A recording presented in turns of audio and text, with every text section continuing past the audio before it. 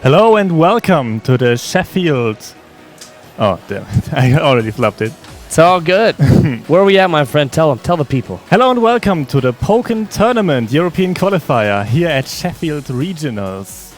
I'm joined here by my friend Ruda Fuda, and I am your host, Jintrax. I'm very happy to be here.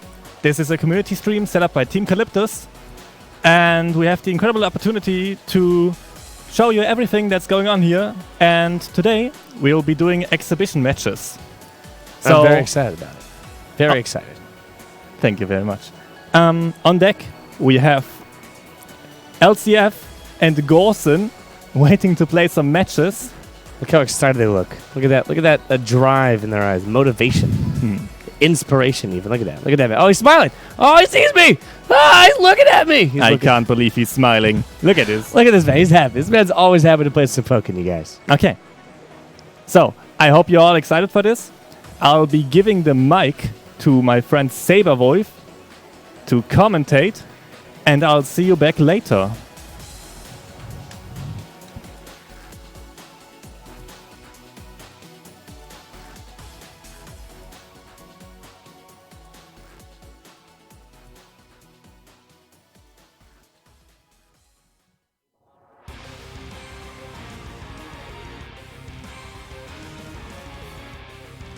You own this place, right? No, I'd call myself more of a Fresh Prince. Oh, Fresh Prince. But not a Bel Air of Sheffield. No, Fresh Prince of London. Fresh Prince of London. All right, my boy Saber, the Jintrax even maybe. The Fresh Prince of London. How's it up here in London, in Sheffield now? No, Sheffield's quite nice. It's a nice city. It's got a nice feel to it. You know, you're liking all the buildings you saw when you were walking around. The buildings are so cool. They got clocks on their buildings, you guys. Clocks. You've never seen clocks on buildings before? I've never seen it, but it's not in America. Not as much in America. You know? Mm-hmm. It's clocks on their buildings, dude. It's amazing. Dude, there's like every building's like a castle, and on the bottom of the building, it's like a Pizza Hut, dude. It's like we got so much history of our buildings, like, you know, we just don't want to tear them down. Yeah, America's like, that building's more than like 20 years old. Take it down, man, and put a new industrial square. We got to protect our history here. Yeah, apparently. I love it. I love it. Beautiful place, and a beautiful place to have our Pokkén regional qualifiers, as Jintrax said earlier. Yeah. So today there's not going to be any bracket action, but there will be exhibitions of some of the best players here today. For example, LCF and Gorson both slotted to possibly take the entire event. Gorson's been around since season 1. Yeah. So is LCF, formerly known as Absoluted or X-Absoluted, the incorrect way of saying it. But yes, Absoluted, you'll see him there on the right. It's LCF now. And the left, Gorson's been a season 1 veteran, known for his Machamp, of course. LCF, known for his Lucario. And as we saw over in Switchfest in Anaheim, LCF was playing against Cross Igarashi for kind of the title of best Lucario in the world. It's a really exciting set, and it's one I definitely recommend people to go try and find and watch. The VODs should be up on YouTube, right? Oh yeah, they've been up for a hot minute. LCF versus Cross Igarashi, both phenomenal Lucarios in their own right. Cross Igarashi did end up taking that event, but LCF definitely proved that he is one of the top Lucarios in the world. For sure the best Lucario in all of EU. It'd be really interesting to see how these two come against each other, because they're probably one of the most loyal to their mains. Yeah. A lot of people have a lot of counter picks. They have a lot of side secondaries right now, but LCF and Gorson are probably like the most loyal to their mains and have been since day 1. Oh yeah, I mean, we've had, for you guys that don't know, Pokkén has got a number of updates. It went first from Wii U to Switch, which is the first biggest update. They did introduce a couple characters there, and they had the second update of characters, 2 new characters. Of course, the most recent ones, Blastoise and Aegislash. Those just got introduced. And through all of that, there's no pay to win amongst these 2 gentlemen.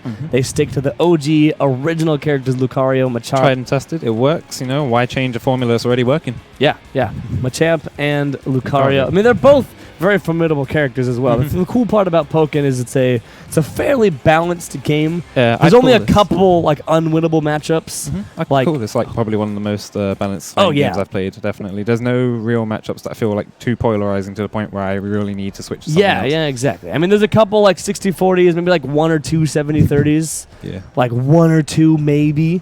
But I mean, because I remember back in the day, people would call Garchomp Chandelure like 100% unwinnable, like 90-10. It's not, mate. Like, there's no way. You know? Yeah, the game develops. I mean, not just through patches, but through like character development and people labbing, finding new things. And the cool part about the Pokkén community is there is just a slew of information everywhere. PokkénArena.com, you guys. There's a Discord. There's a whole forum page. Pokkén Arena. I mean, all the Pokkén players share information. We're all about finding new things. But anyway, we're going to get right into this match, my man. Tell me what's going on. Well, see, we've got Lucario and a Machamp once again, as we've seen. We're now on this stage, Dark Colosseum Final. This is a stage we never used to be able to see in competitive play, but now we can because of the new update in DX, which allows all of the stages to be the same size and the same width and work with the same synergy mechanics. They're called the Fixed Battle Arena. In the old mode, what would happen is that in the center of the room, there'd be something that gives you just full synergy immediately. And it became really crazy. Yeah, it's gone now. But here we are right into the matchup, man. LCF holding on to that first field phase. Pretty important, but you can see, Machamp gains so much synergy so fast as well. They're already tied in synergy buffs. Man lost the face. We've got a really tight neutral going on right here. These two are really quite known for like how well they move with the characters and how well they hold down their ground. Oh, yeah. Wilson specifically, he's like a really pressure-focused character. You don't want to have to be you have your back against the wall. No, yeah, absolutely not. Machamp is the kind of character that applies pressure and keeps it on. He's not a super just like get in your face 50-50 character. He has a lot of matchups. A lot of mix-ups. A ton of pressure situations, as you said. And right now, LCF is kind of just drowning in the pressure of Machamp. But, Good Lord. if there's anyone who can still bounce back from this, it's LCF. Yeah, LCF, very cool-headed player for the most part. And we'll see. He's the kind of player that might take an L round 1, round 2. But he's very momentum-based. Once you give him a shot and he starts to get going, he'll get really going. Exactly. I love that. Gorza just full-screen scary face. No fear. No fear, man. He's the one bringing the fear, right? Yeah. He's got the scary face. Just look at the trading there and back and forth. Yeah, hitting counters on counters, but no one taking any damage. LCF finally nabbing that face See shift. if he can push him against the wall with that, but he's not going to. He's opted to stand his ground in the middle of the field, but he still won the dual phase. So yeah, and exactly as you said, even though he lost that first round pretty convincingly, this man is looking at a super, super clean round number 2. And as I say that, Gorson drop kicks that man. Put himself in a bad situation because again he's got his back against the wall. It's always really important to figure out where you want to get phase changed, out of field phase into dual phase. Even if it's favorable or unfavorable, you don't want to phase change in a situation that gives you not enough space to move around, especially depending on who you're going up against. Oh yeah. And I love what just happened right there. Gorson popped his synergy, and LCF, with no fear, just flies in with a Bone Rush and gets a cute little combo off of it. But just like that, LCF did use a slow, draining combo. Pretty much wasted all of Gorson's synergy activation. And LCF is sitting on a full stick of butter, and if he's able to just time him out here, which doesn't even need to, he's going to go into this next round with synergy and activation, starting the game with a synergy and Jirachi available. That is very, very scary. Definitely in his favor there. Gorson's popped Mew straight away and he's got the attack buff from Mew. Mew is one of the newer supports in the game, and it gives you a definite synergy boost, but also gives you an equal chance to maybe get a attack buff, a critical buff, or both the buffs at the same time, or neither buffs at all. Exactly. And the cool part about it is it is a fast charge support. So unlike Jirachi, who might have a little bit of a slower charge, you know what you're going to get with Jirachi. Mew, a little bit faster, but possibility of getting possibly better buffs right off the start. And just like that, LCF, the falling JY conversion, very, very scary. That's actually highest and most optimal combos for the most part come off of JY. And you can see like almost half his HP taken off like that. Yeah, and Machamp has a huge health pool. So even though it was only what looked like a smaller chunk, because Machamp has so much HP, that was a ton of damage. Well, he has 660 or 630 to start. I think it's 630. 660. Either way, a ton of HP. Well, the highest in the game.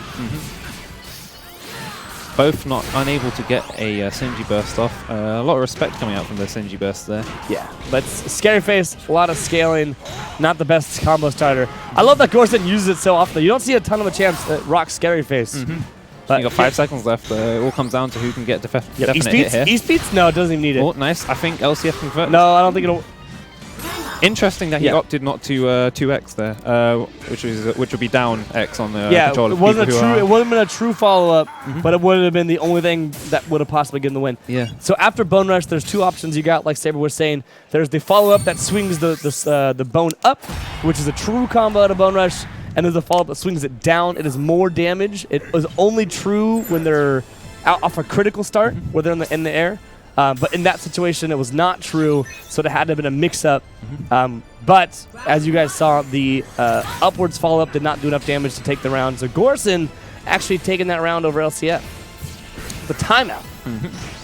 Nice CADC there and went for the grab. It's good. Just CADC grab.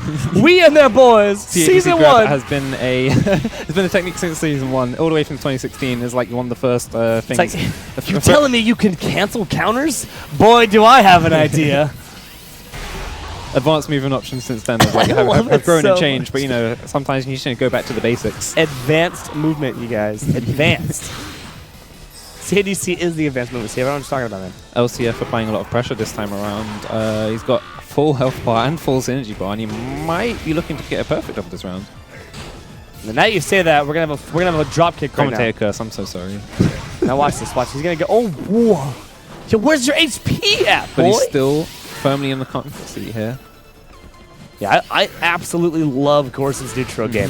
He throws out buttons at a distance that makes it look like you could punish it, but you cannot. Yep. This man stays safe by pressing buttons like mid-screen. He knows his character so well. And Machamp with Rage, he can knock out in one combo from now. And that's why LCF was forced to use his Synergy Burst there. He takes the round, but Synergy and Jirachi. But it is always good to try and force as many resources out of your opponents, especially your Synergy Burst. Yes. And so for those of you who don't know, Jirachi applies what's called a synergy buff, which only actually enhances you while you are activated in synergy mode. So you saw him right there pop Jirachi. That's because it gives him a little bit of synergy meter. But the only thing the buff actually does is it gives you more defense and more attack damage, but only while in synergy. So you saw LCF at the end of that round pop it just to live a little bit longer in case Gorson got a crazy combo. But we're already halfway through this next round, man. Now. It's a really bad situation for Lucario to be in. He's also popped his burst attack as well. Oh! You can see LCF tried to jump there because, you don't want to be standing against the wall, nowhere to go. Oh, he also gets the reset, and I think that's going to kill. Yeah, with attack buff, that's absolutely going to knock this boy out. Now we've got evened up here, 1-1. Yeah, twice in a row, got nothing out of Whimsical. Look at those pec flexes. For those who are unsure, Whimsical is one of the synergy chair bursts that gives you just a random chance of pretty much anything around the start of the round. Yeah. You could get one of your supports charged, you could get both your supports charged. You can get 40% synergy. Synergy burst. You can get all of them, you can get nothing at the same time. Yeah, this man got nothing twice in a row. Yep. This man is playing on a whim, so to speak, against the wall. Half his HP shaved off already. 1000 fist slap. He still has Synergy Burst, he still has Jirachi, he's also won the phase there, so that's good. In the middle of the stage. That said, now he's against the wall. Twice in a row. Mew giving him the attack buff, dude. That's crazy. Good choice by him to go off his Synergy Burst. Otherwise, he could have potentially died off of a single burn. Yeah, but this is Lucario enhanced. Oh, this does an absolute ton of damage. Look at that. Rage, Synergy, Jirachi, dual face grab. And he's only going to get another grab. Is he going to grab the fourth time in a row? What are you doing? Now, this specifically is really funny because LCF, as a player, used to go around telling everyone grabbing was bad. He used to always be like the #1 king for don't grab, guys. Look at Gorson, man. This man is... He's having a giggle right now. This man is having a big old giggle. One big oof for Gorson, my friends.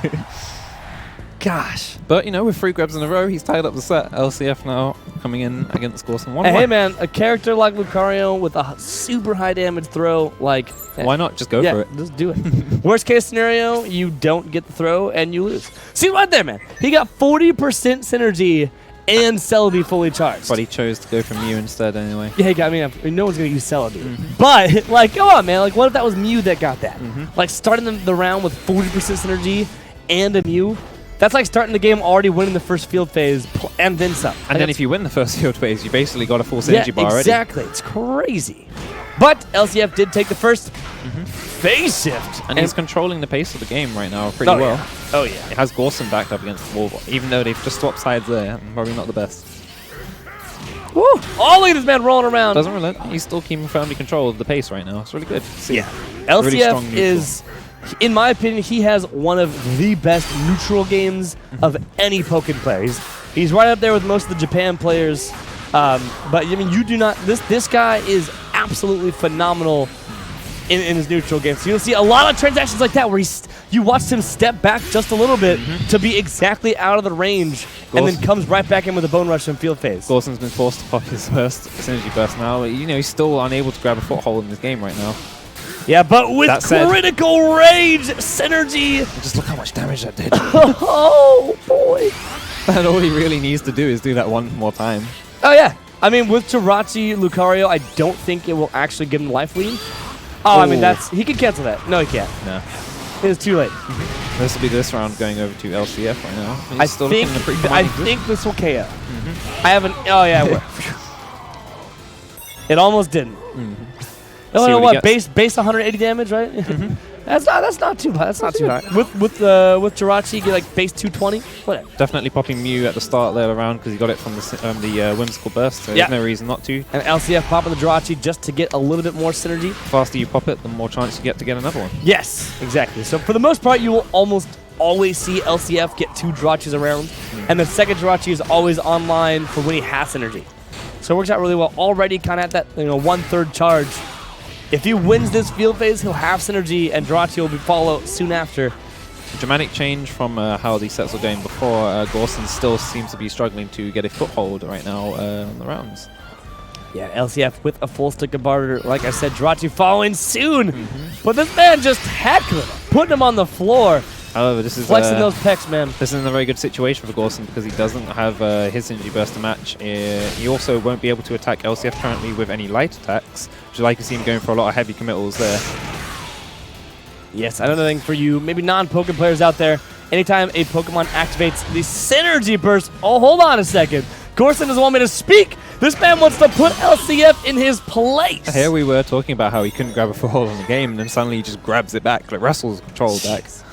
My lord. So now, since we're about to see it, whenever a Pokemon activates synergy mode, while in that synergy mode, all light attacks, any button, any move that starts with the button Y does not cause any hit stun. Unless they have an attack. Unless they have an effect like critical hits active, and there's some special hit properties of some moves.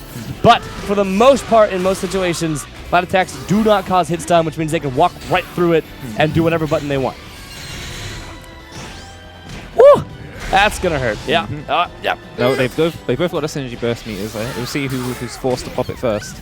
Yeah, Mew giving critical. So this is exactly what. So Gorson doesn't need to activate synergy because even if LCF activates synergy right now, he can light attack still because he has that critical buff from Mew. The critical buff on Machamp is one of the most scariest things because critical hit grabs from Machamp is the strongest grappler in the game. You don't want to get hit by one of those. It's like clean 250. Oh my lord. Going against the wall. Popped his burst, He doesn't quite hit. respected it. Yep. LCF responds with the grab there, and That shouldn't KO. Shouldn't. Wow, that was really close though. If you had Jirachi, you absolutely would have KO'd. no, That's it. and he gets it back. Yep. Just a quick little homing attack, and Gorson taking game number 3, making the set 2-1. I believe when I talked to Jin about this earlier, we're doing first to 5s for exhibition matches. We've still got a lot of time to get in each other's heads, try different things. Maybe. Oh yeah. First to 5 is super back and forth. Very, very different than any tournament set match. One of the most key things in the really longer sets is trying to change your game plan fluidly straight out because you have a lot of time to download your opponent, so you want to try and mix it up, which is probably why LCF went for so many grabs in that other round because it's not something he'd usually do, so might as well change the pace a little bit. You got a lot of time to work with. Yeah, it's 100% about pacing, mix-ups, and conditioning within first to 5 sets. And hopefully we'll be seeing some of that right now. A lot of counterattacks coming out, but E-Speed's going to eat through that. So also another thing for you guys that are maybe newer to the community here, any counterattack, counterattacks basically absorb all regular attacks. And at the end of the counterattack, there is a portion of it that you are vulnerable. So you will see people throw an attack at a counter to catch what are called the vulnerable frames of a counterattack. We just saw that with LCF's E-Speeds. But, that's going to hurt. Getting hit with a critical grab. Yeah, put that man in the dirt.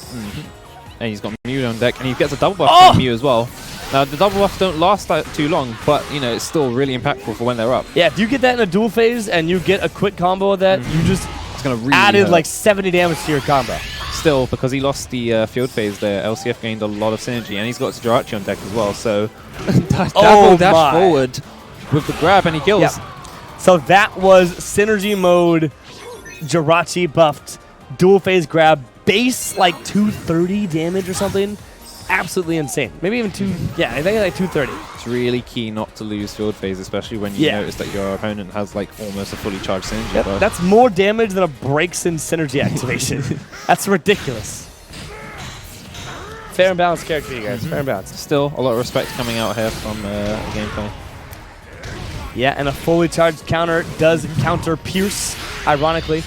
Gorson trying to apply the pressure again on LCF before he can get his synergy bar up, but still gets E-speeded now, and they're able to swap sides too. Yep, that Ooh, is catch him. very scary. So I respect it coming from LCF. That was not, there's no true combo coming out of those two little jabs you saw. So LCF did have a window to press something. Gorson predicted it, activated his synergy, and most character synergy activations do have what's called an I-frame or invincibility on startup. Machamps does. Like frame 1, right?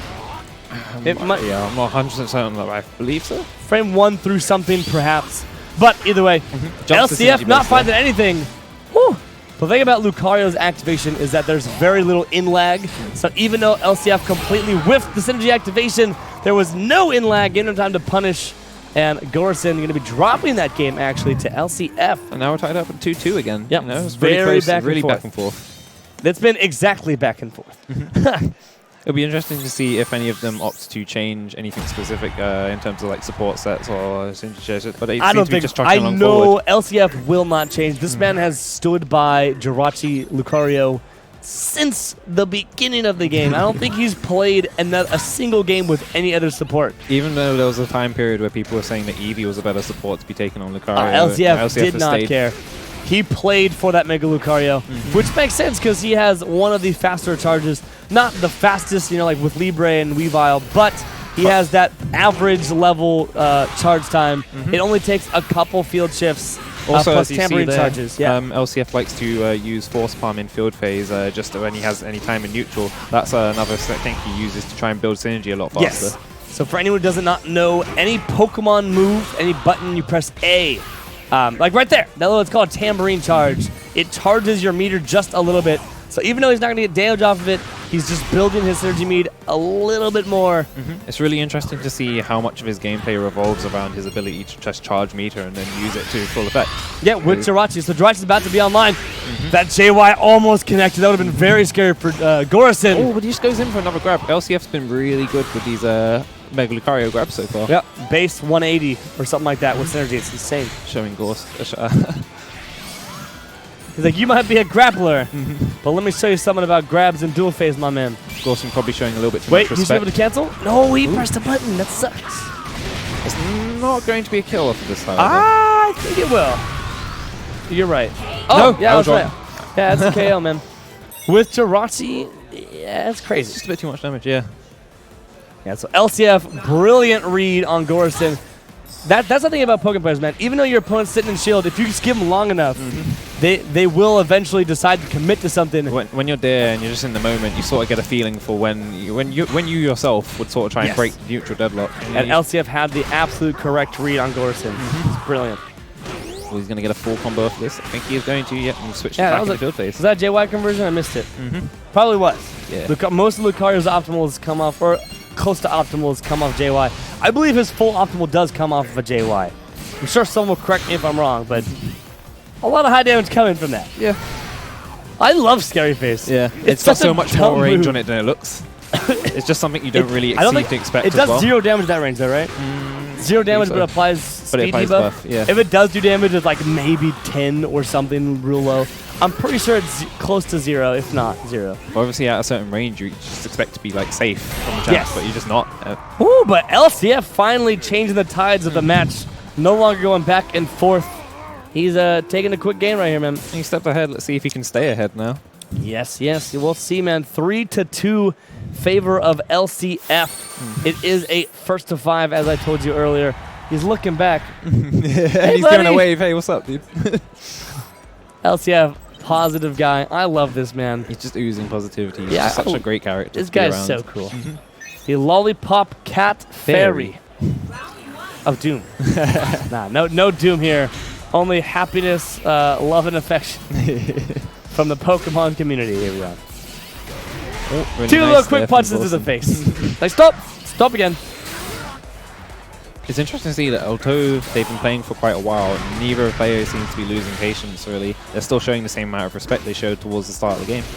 Absolutely. Oh. Throwing boulders. That converted. Gorson maybe trying to get it back, and he's going to take this round. Yeah.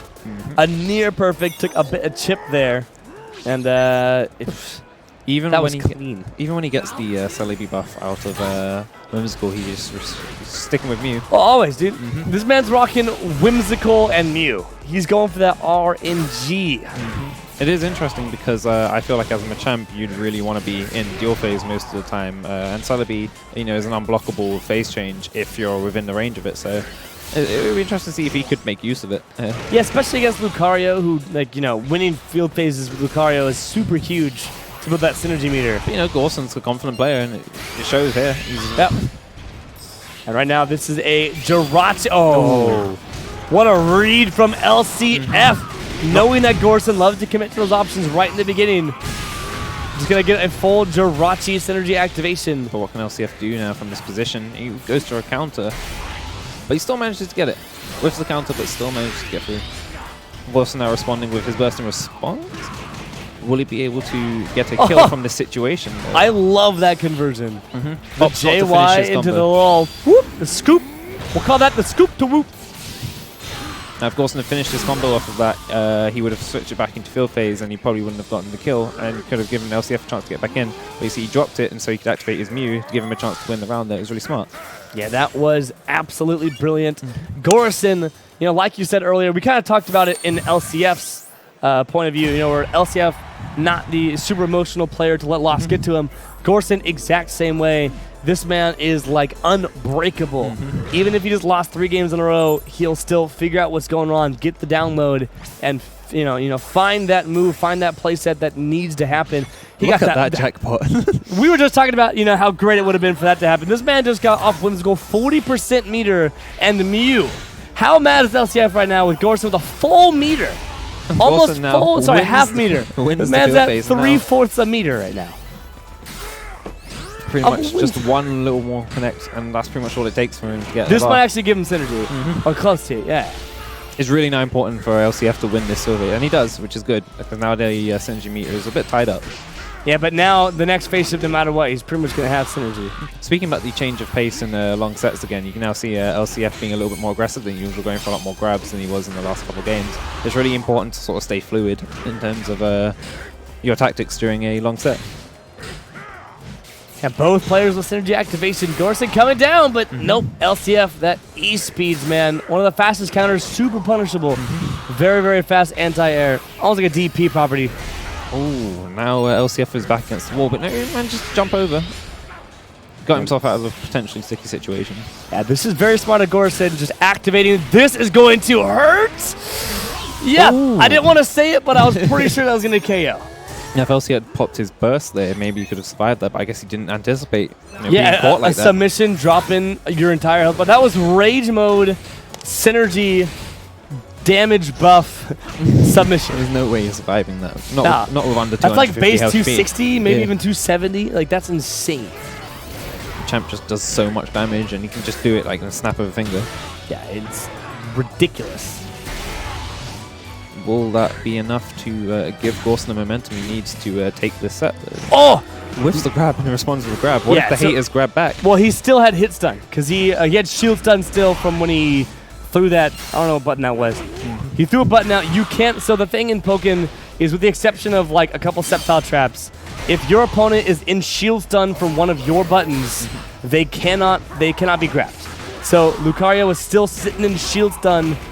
Gorson could not get the grab, and right now LCF totally reversing the situation, applying so much pressure. There's been so many grabs in this Yeah. in this particular match. Yeah, but even though he had Jirachi buff, he did not have synergy activated. Grab did not get the KO, but that will, I believe it was a counter. I wasn't even really paying attention. Yeah. Looked like the counter hitbox. It was the command counter. And the thing with when your opponent starts to do things like grabbing you a lot of the time, it gets into your head, or it can get into your head. So you can start saying over and over again, is he going to grab me again? What is he going to do here? And then you start second guessing all of the things you're about to do. You know, it can mess up your game flow and your pace. Oh, absolutely. And I love that Gorson is just committing. First a raw drop kick, and then the command grab drop kick. As you said before, Gorson not one to sort of let things get to him, so you know he hasn't been thrown off at all by LCF's options.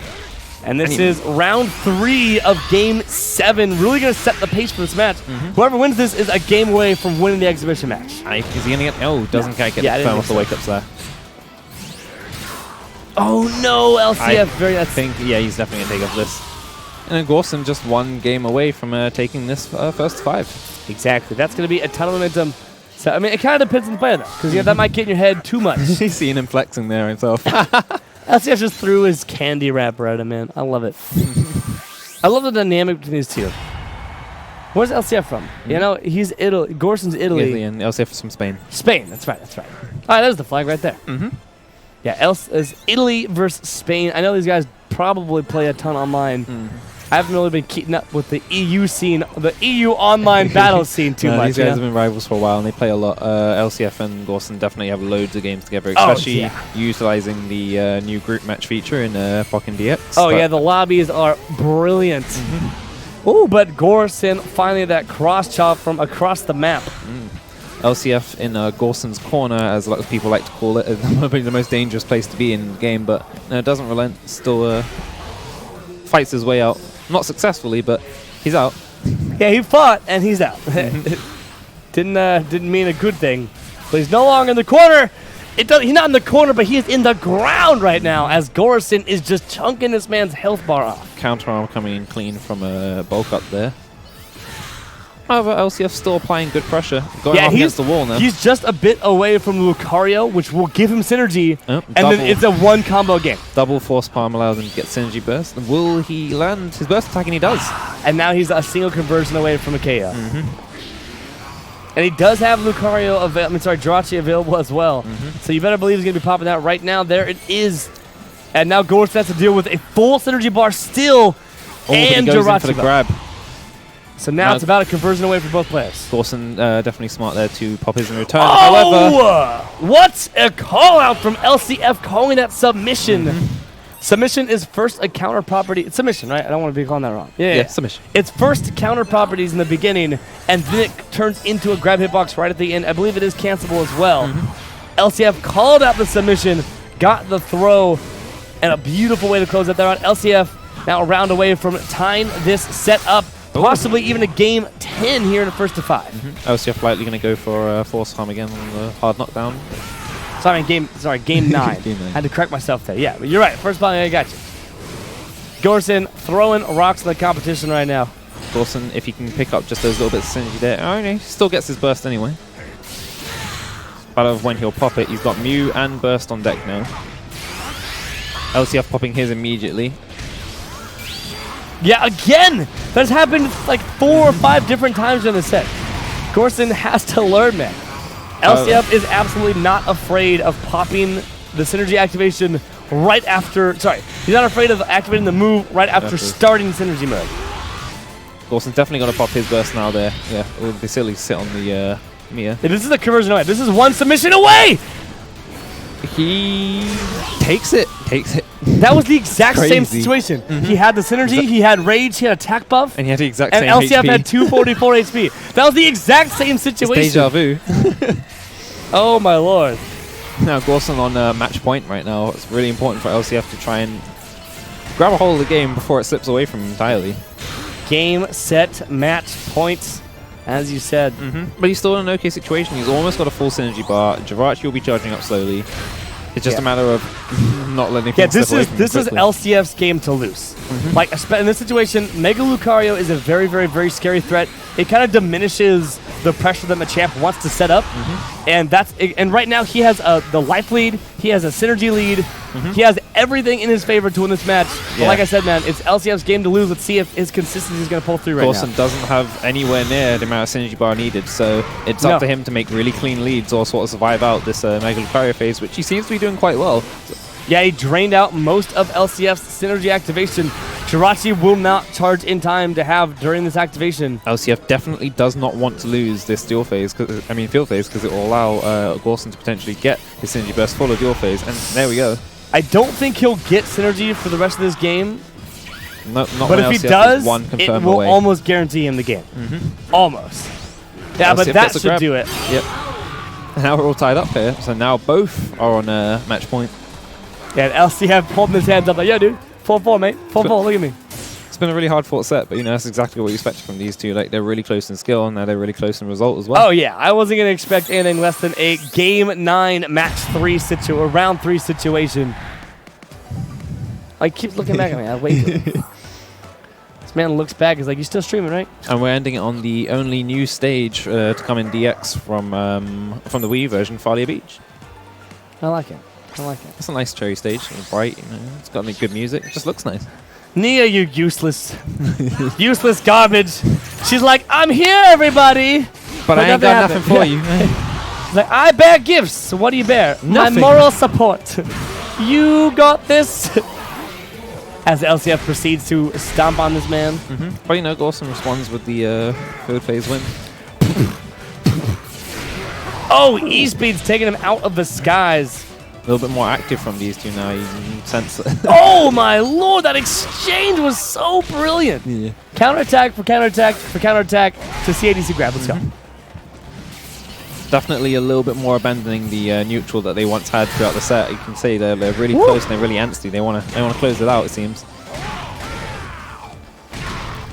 It's scary phase combos. They look super cool, and they do allow Machamp to flex on the competition. But LCF, that'll hurt.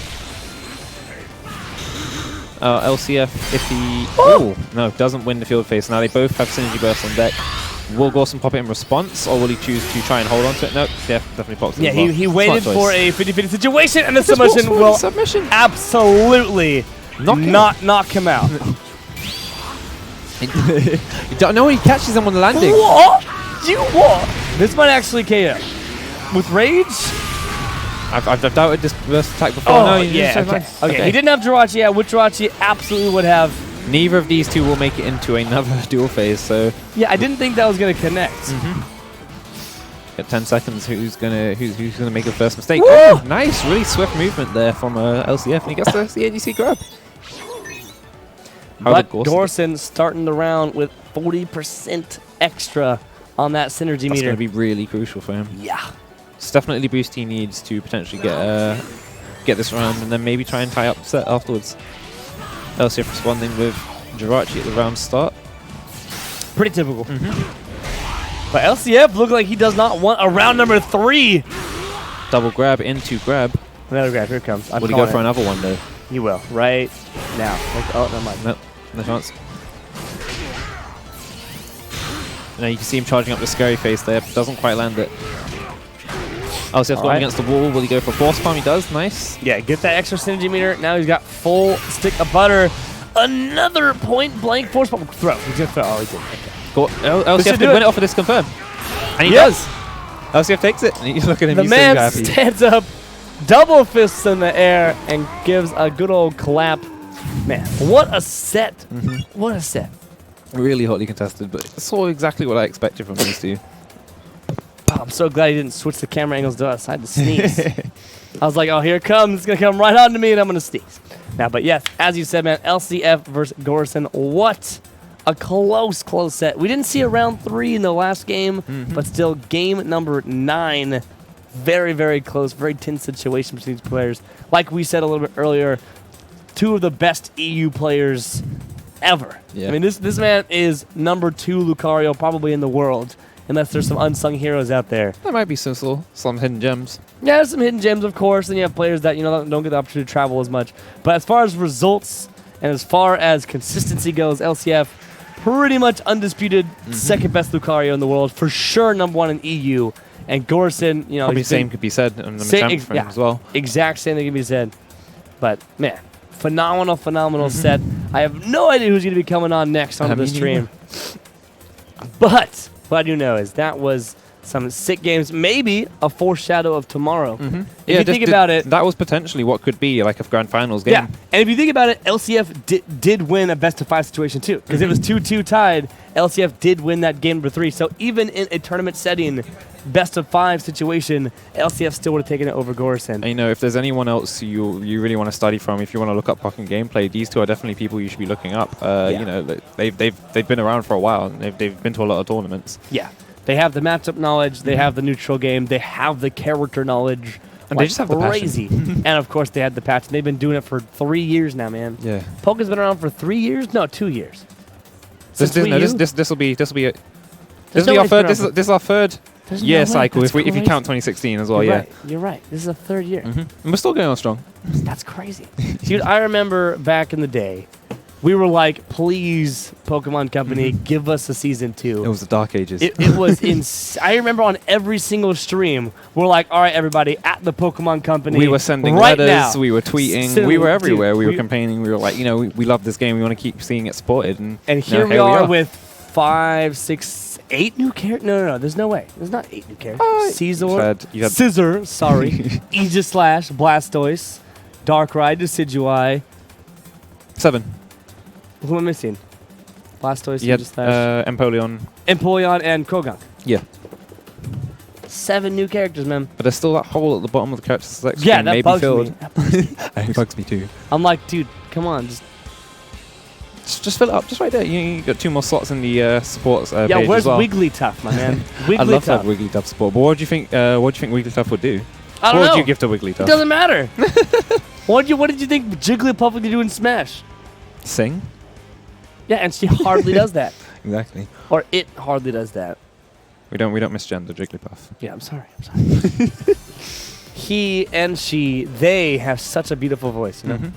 Well, we have people sitting down. I see another set going on here. It's a blue shirt guy versus not as blue shirt guy. Oh no, that's the guy. I know this guy. That's the guy. That's Lobotronics, dude. It's Lobotronics versus I'm Dragon ESL member. Yeah, I totally knew that off the top of my head and didn't read the screen right there. I'm brilliant. And obviously these guys play, you know. Lobotronics, last time I saw him, characters. he played Caesar. I'm not 100% sure what I'm Dragon plays. And I'm hoping he plays Rayquaza. Mega Rayquaza exclusively. A lot of people slipping on Mega Rayquaza, you know.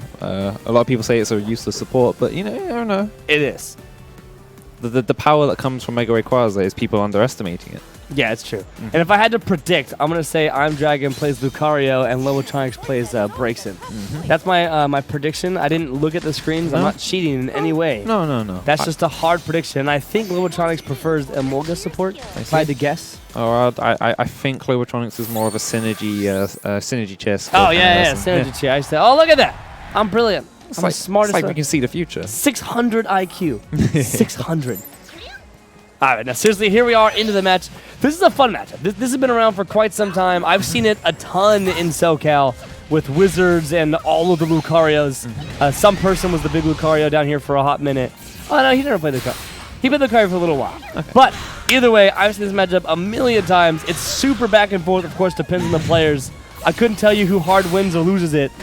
But I've seen it go either way. It definitely depends on the players.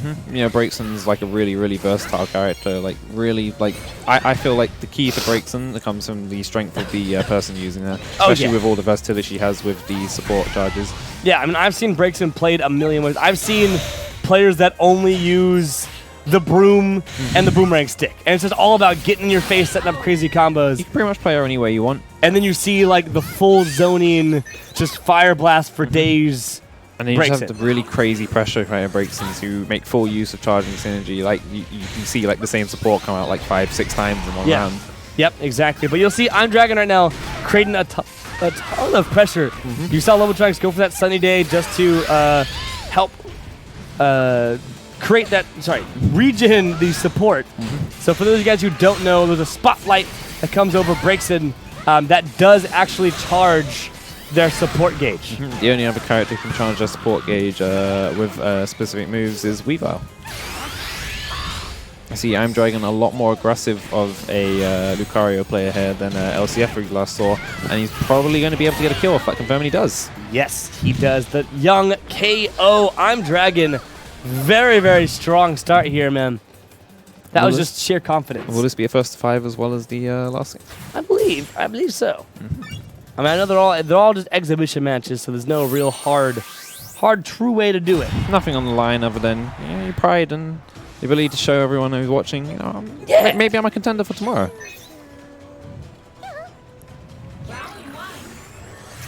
Loading in here, interesting to see if Lobotronics can learn from the last game and try and even it up here. Oh, just kick him in the face with your aura kicks.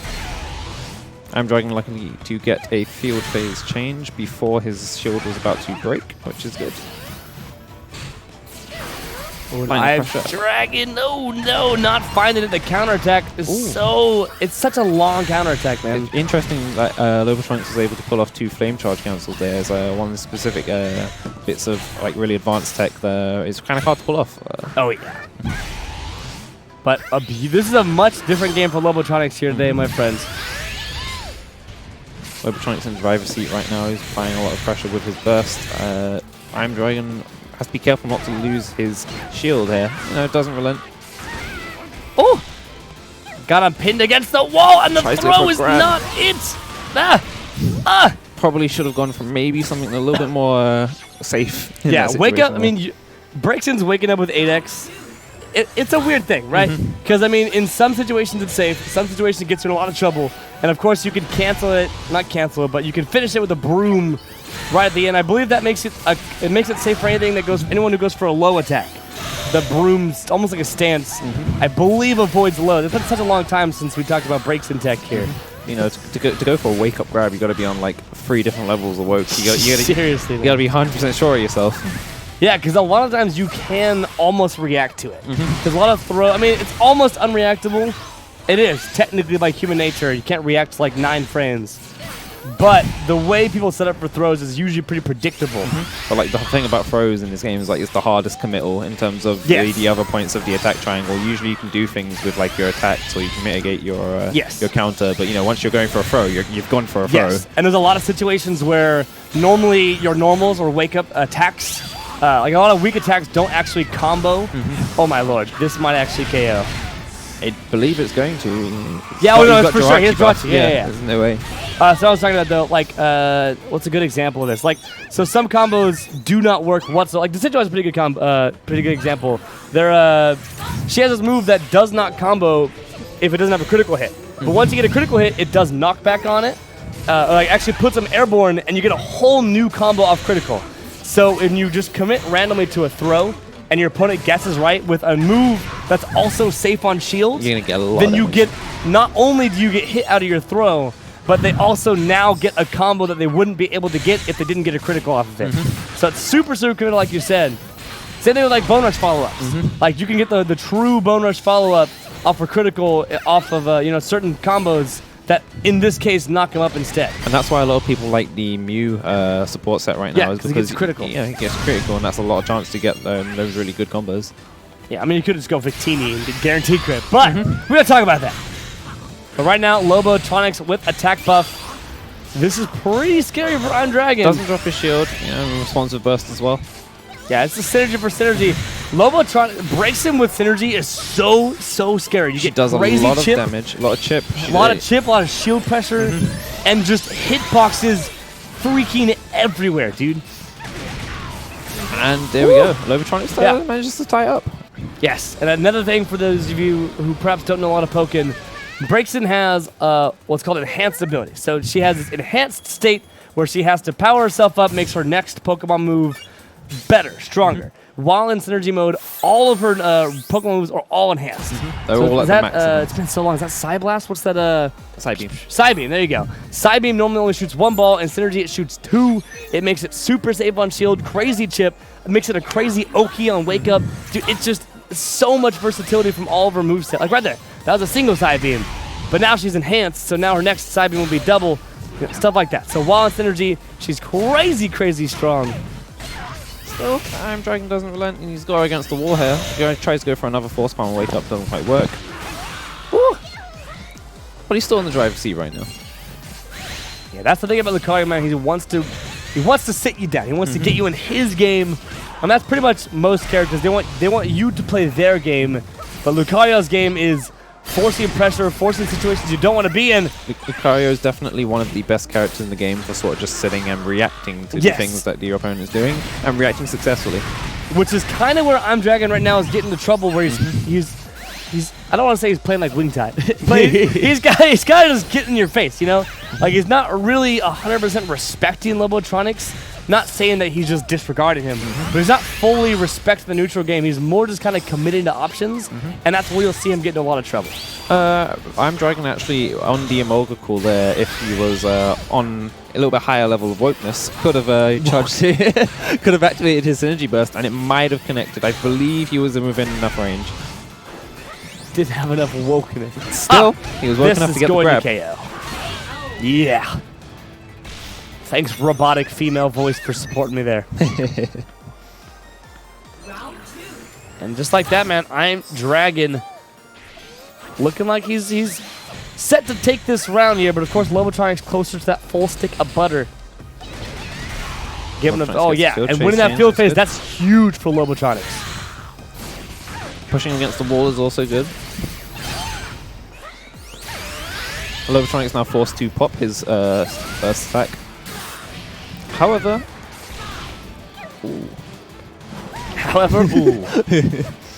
forced to pop burst attack, but however, oof.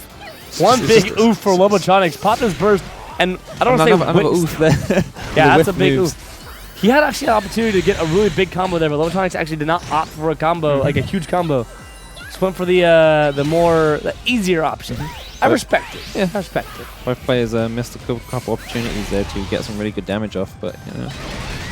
Actually, no, I take that back. This is exhibition. I don't respect that. Don't play safe in exhibition. What are you doing? This is for the hype, man. I'm Dragon in a really good position there. He's got his synergy burst. Lobotronics, no chance to get his. Yeah, now with synergy activation and rage, this man is a throw. Oh no, is that it? Oh, that boy's done. He was throwing so much out there, but you know, he still got it. He still got it. It doesn't matter how much you throw out there, as long as in the end you get what you wanted. Sounds like a very millennial thing to say. Doesn't matter how you get there, but as long as you get what you want, it doesn't matter. It's like, wow, all right. It's all about the end result. This guy plays Fortnite too, right? No shade there. But here we are, man. Dark Coliseum, something that normally, back in my day, in Season 1 Pokkén, we would never see this stage and select, but here we are. Back when gumballs were a dime a dozen. Back when Ferrum Stadium was the only stage we could play on. If for some reason you were playing in a random stage tournament, you saw Dark Coliseum, you had to quit battle and pick a new stage. Seriously, didn't happen. But we're here at Dark Coliseum with the new stage, the Omega version. Hell yeah. I'm Dragon putting on a ton of pressure right now. Doesn't quite get the shield break there from the charged homing attack. Probably should have charged it though all the way. Still, he's in the driver's seat, just one confirm away from taking it. And I respect that option, going for that JY. Normally JY, even on counter, if you hit their counter, you do have time to shield because it does not have a lot of in lag. In that situation, didn't. But either way, I'm Dragon did find that round either way, turned it up. Lobotronics choosing to stick solely with Emolga in this set. Same with the way Gorson and LCF stuck with theirs in this sports. It's exhibition, man. You just click that. You just click battle again, but you don't go back to character select. No, I just want to see some Fennekin. You're right. You're right. Oh, I see what you're saying. Yeah, not even switching between the supports you have available. What would it take for I Am Dragon to pop his burst in response? CADC throw. Where are you at Season 1? Back to the basics. Yeah. Don't at me 2016. Oh, and I'm Dragon, see they're not respecting Lobotronics' burst and going for a light attack. Yeah, there is no respect, ever. This is Pokkén we're talking about, my friends. Can't go for light attacks. Nah. Get that jam out of here. What are you talking about? He's just throwing Aura Spare after Aura Spare, trying to like rush down Lovetronics. And if he's going to catch him on the backs from there, Oh, you better believe he's going to catch him. Yo, where you at? he's going to kill Jirachi. There's no way. He's dead. Yeah, that boy is going to be hitting the nurse's station, the Pokkén Center, to patch up those boo-boos. And Iron Dragon's looking pretty good right now in this set. What's the... people are going to kill me for saying this, but what's the OG nurse called? Nurse... What's her Nurse name? Joy? Nurse Joy. God. How did you forget Nurse Joy? I don't know. The worst. Don't at me, dude. Oh, I'm so screwed. I'm already going to get the tweets. They're already coming. Can't believe Ruda doesn't know Nurse Joy. He's a fraud. Nurse Joy's like the original. I give you guys free Officer reign. Jenny. I give you guys free reign to just destroy me on Twitter right now for that. But yeah, Lobotronic's gonna send his wonderful breaks in down to Nurse Joy to get patched up. She's already back, and Lobotronics with this wonderful breaks in is out here, man. Nurse Joy works very fast. Yeah, gets him the ball. The boom, boom, boom, boom, like a Mario Kart start screen. Heals Pokemon just like that. It'll be interesting to see if Lobotronics swaps up his tacticals at all to try and get back a whole set. Doesn't want to go down 4-1 match point already. No, but he's coming back, man. That breaks and grab might not be the strongest grab in the game, but boy, does it look cool. It's about the style, my friends. The style. Even more style in dual phase. Make your opponent literally dance for you. And here we are. Here it is. You dance. Show him what's you up. done, you There gone. you go. You do a quick 180, and you flick the stick. It's a shame he got the nice double Sunny Day enhance there to get himself an And attack just got buff as well, bopped. and he just got kicked in the face. Boy got bopped. Thanks, Callan. The legend. Woo! Just barely whiffing that JY to get flicked up into the air. Watch that quick flick of the wrist. Woo! Q, my friend. Gets a nice confirm there. Gets Sunny Day, double Sunny Day. But this time actually able to pull it off and gets the double side beam. Quadra Sunny Day. Double kill. Penta Sunny Day. Penta Day. All right, but I'm Dragon popping that burst. Are we going to see the Jirachi. Aura Spheres come out again from him? You know, he's really Aura Sphere happy when he gets his burst. Yeah, man, gotta get that chip, boy. All right, so many did whiff he moves, but get the read? I don't. But yeah, not enough time. Moga coming out, stuffing that charge. What is that called? Charge, Like the fake cross slash. 6X. That's the 6X. Does that have a name? What I don't think it has a name. Let's give it a name. Let's give it the It's a Charge Chop. Charge Chop. It's Charge Chop now. Charge chop. Woo! Make the boy dance, and with a swift flick of the wrist, that boy on the ground. Nurse Joy coming in real quick with a hyper potion. And here we are starting over again. No, max potion. That's what Max it's called. Potion. And get that full HP back. Scroll through that items list. Got that max potion out. Max Potion of full restore. Full restore. Yeah, gotta get that. Gotta get those points back too. You know. Can you imagine if Pokkén had move points? Oh yeah, items and move points, dude. That'd be hype. Woo! Just whiffs for days, man. Iron Dragon already sitting down at half HP, and Lobotronics does have a Mulga, not anymore, and synergy activation. Not looking as confident this time. Maybe Lobotronics has finally gotten like the foothold he needed to try and get back in the game. Ooh, and Lobotronics not really respecting Iron Dragon too much because this man just like throws out Sunny Day all the time. He's been punished for using so many Sunny Day so many times. Is he gonna pop his burst? He does. In response, Iron Dragon's got his Jirachi up in a moment as well. Yeah, Moga trades. Oh, tries to pop his Synergy Burst and just gets blown up. Double Sunny Day, and that should connect. He scored him. He scored with jab. Nice. Lobotronics is still in the game. He's not out yet. He's like, here I am. You know, I've learned from the past games, but here we go. Rocking like a hurricane, dude. Here I am. Here I am. Bana, bana. You know, he's gotten the pushback, but you know, can he keep hold of it? That's the difference. Yeah, man. Who knows? We're gonna be finding out right now in the game number. Quick math: 2 + 3 is 5 + 1 is 6. We're at Maths. quick maths, my friend. Game number 6.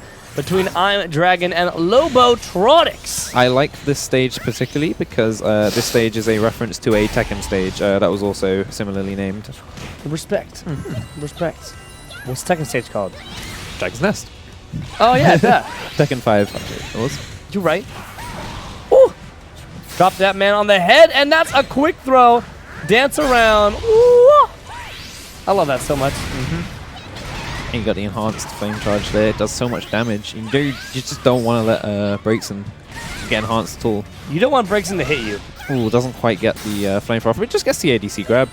Yeah, that might actually knock him out here with attack buff. You know, suddenly momentum switched entirely. It's looking in favor of Lobotronics now. Maybe he can get like almost like a reverse sweep.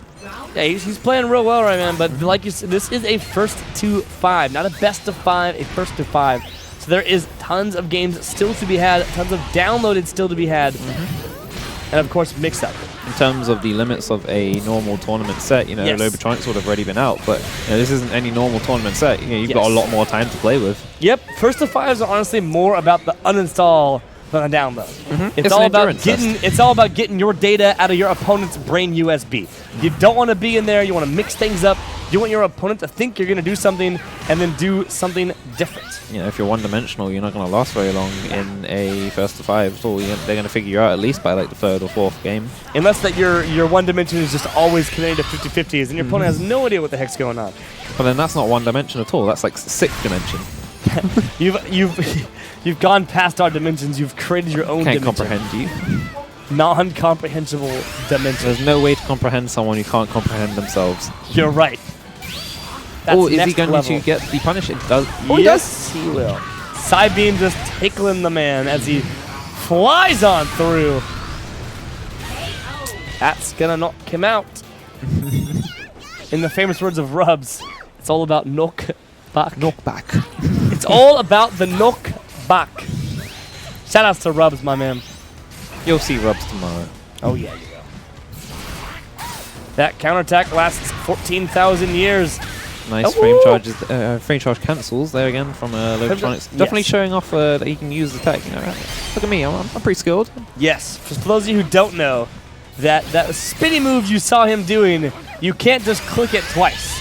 You can't just click 8X twice and do the spinny move to that one right there. Yep. You have to click 8X and then 8A, but then cancel the 8A, known as flame charge, and then go into another 8X almost immediately. It's a pretty frame-specific move. You do have like 4 or 5 frames to play with, but it's a pretty hard tech to do. There are tutorial videos online if you ever want to look it up on YouTube and give it a shot yourself. Flame charge cancels from Braixen.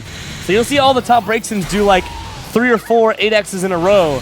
And on the surface, it looks like the man's clicking one button 4 times. It's actually not. It's so much harder than that. But I feel like that's just a thing in general with this game, is that things are like look really simple, but when you get into like the real depths of it, you know, it's a lot deeper. There's a lot of cancels, a lot of shenanigans. And just like that, Lobotronics again, another game chalked up for the man. But you know, I Am Dragon, he's had 2 games now that he's lost. He's had 3 games. 2 games of information, dude. Yes, information. You know, will he change up his tactics now? Will he go, you know, these things weren't working for me in the past 2 games. Maybe I'll switch it up now. Maybe I'll do this instead of that.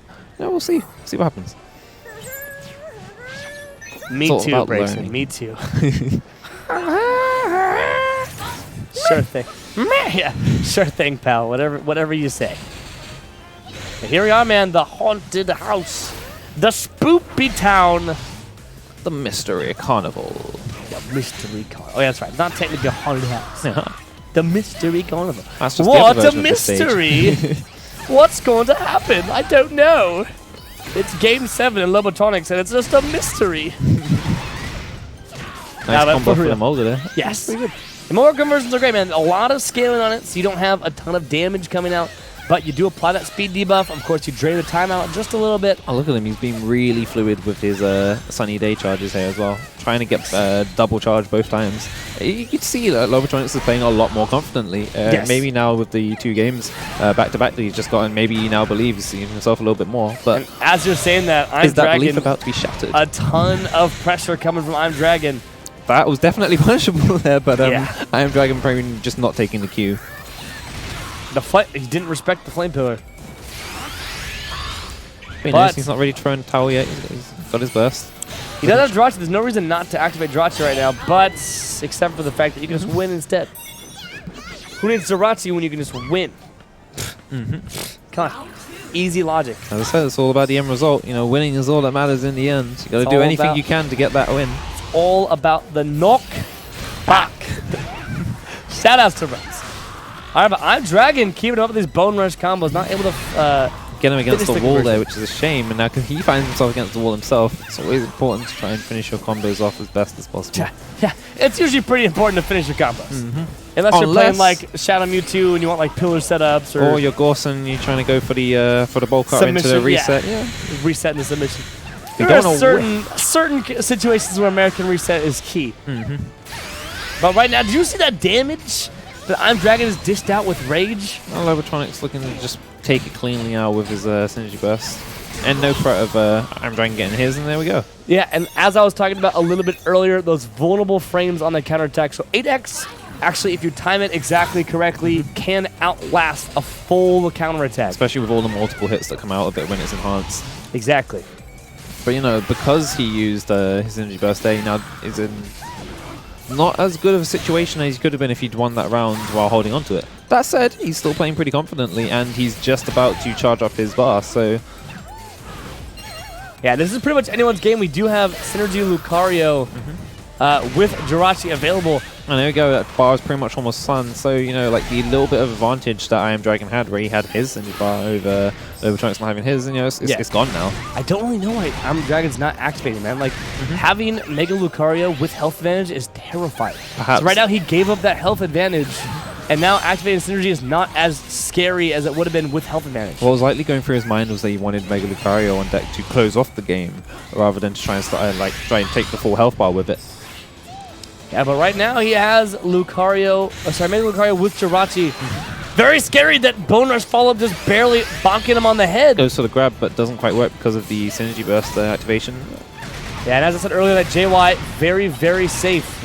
And does it up for all your combos, but Lobotronics abusing that breaks in no fear mode with projectiles. That shouldn't connect. That's not going to connect. Yeah, point blank. I don't think this will actually hit. I think he has enough time to shield. Yep.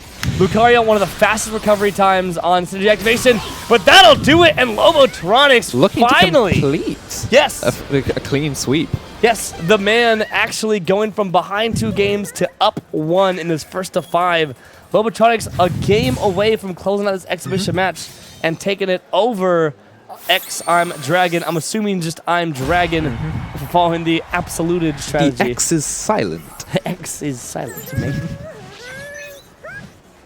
Man, I'll interrupt the stream just to let me know that the X is silent. X LCF. Yeah. Lobotronics here really being like the shining example of, you know, it's all about the download in first 5. It's all about download and the knockback. Always. Oh, but Lobotronics! He's going to go for a double charge, and he is. Yeah, and I'm Dragon kind of giving him the respect. Just allowing him to do it. But here comes the 8X Flame Charge. All right. He's going to get a full combo for that. And doesn't quite get the feint there that you needed. Woo! Oh, this is going to hurt. Yes. Nice. That's a flashy combo. I like that. Will he win the field phase here? Woo! Ooh. Again, another dive. There's so many dive kicks we've seen come out from Lobotronics that I'm Dragon, they're just connected. Gets a critical grab. Is that going to kill him? I think. No. Right, yeah. And by no, I mean it won't kill him because there's no death in Pokemon. There's only knockouts. That's true. That's true. That Make man him faint.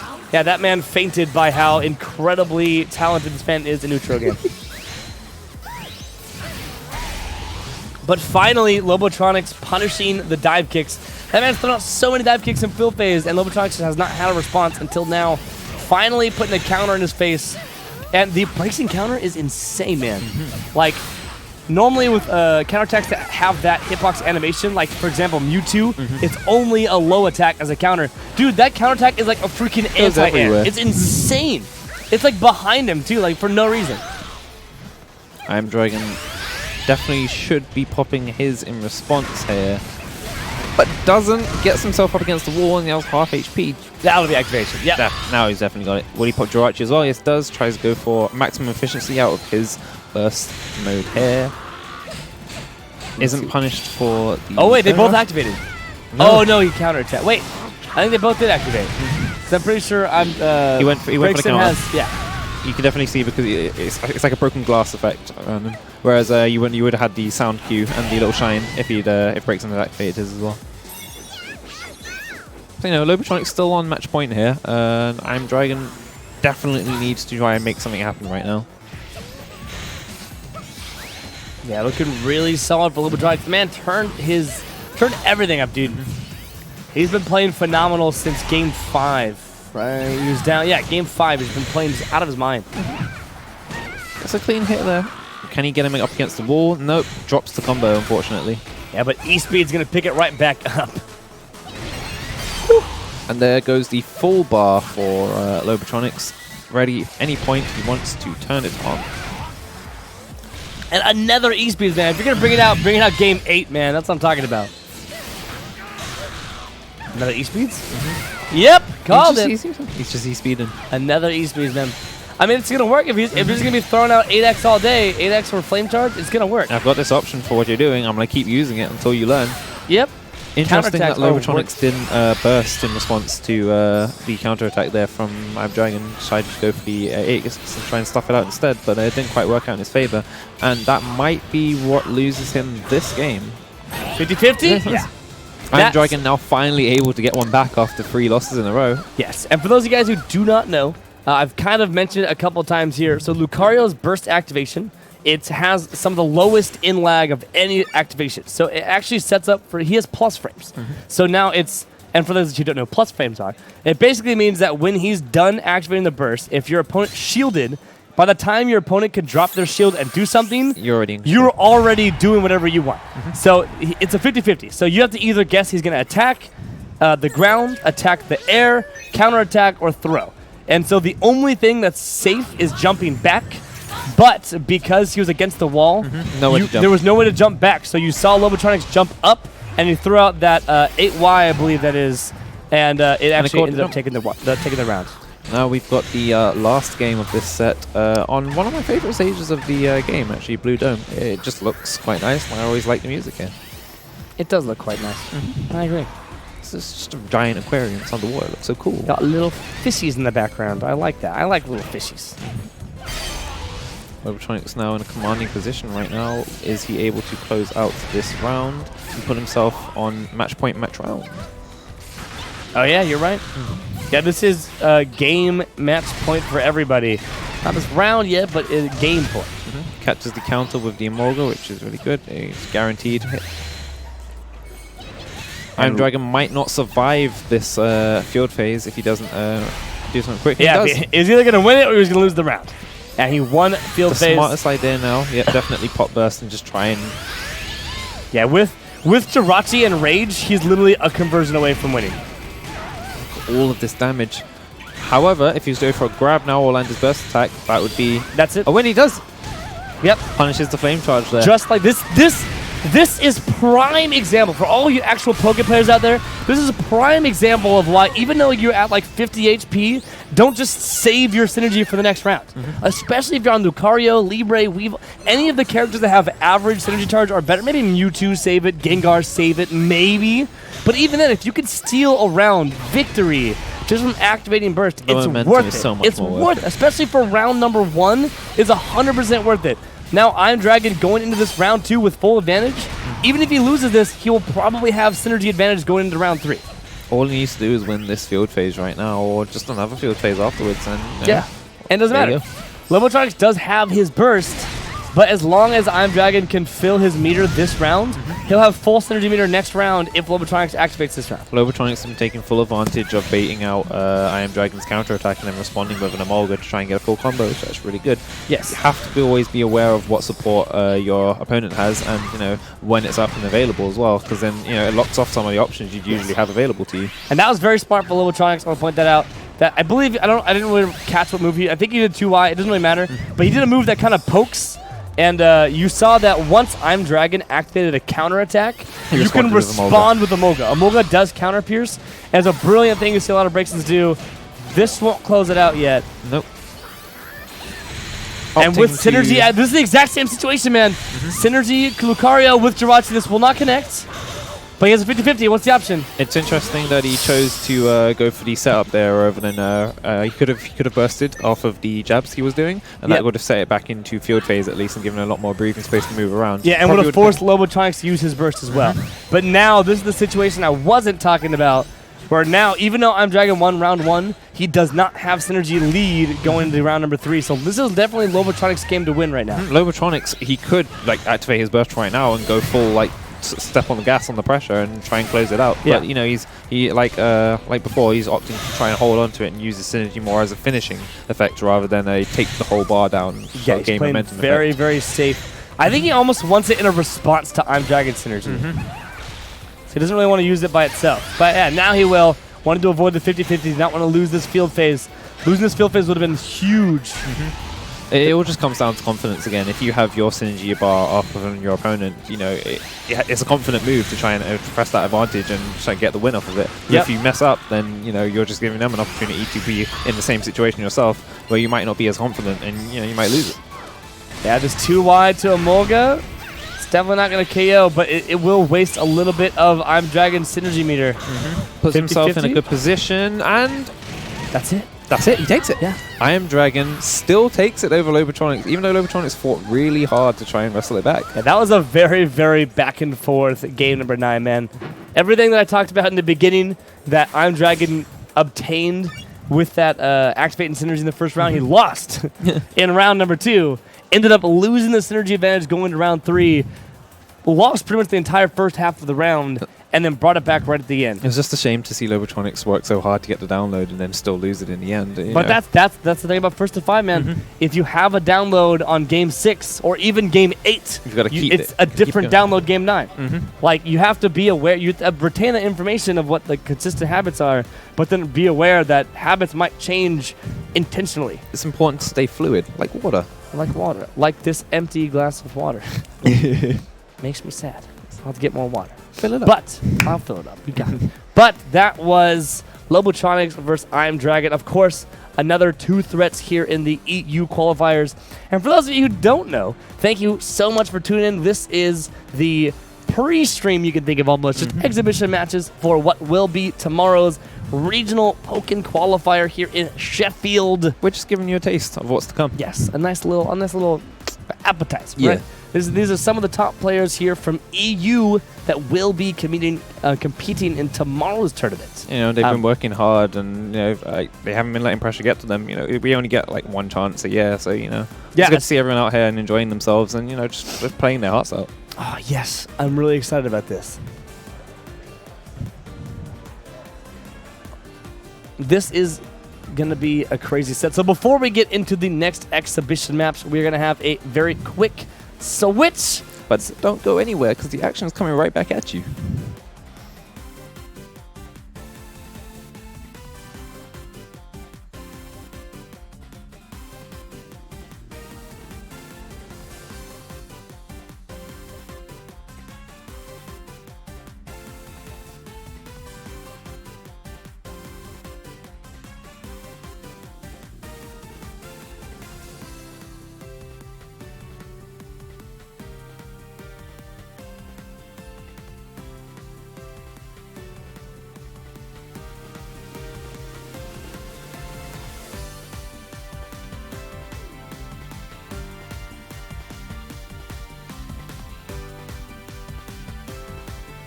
Alrighty, my friends, welcome back to the exhibition matches. I'm actually super excited about this matchup. 2 players from Italy. Before we get there, welcome Hirsch to the stream. How you doing today, my man? I'm doing pretty good today. I'm kind of nervous right now because this is a big chance for me. I've been working towards for a pretty long time. I've been doing commentary here and there in English and German. Been playing Pokkén a whole lot because actually before Pokkén I wasn't interested in the Pokemon series at all. Really? That's kind of how I am too, actually. My start with Pokkén's almost a little bit sellouty.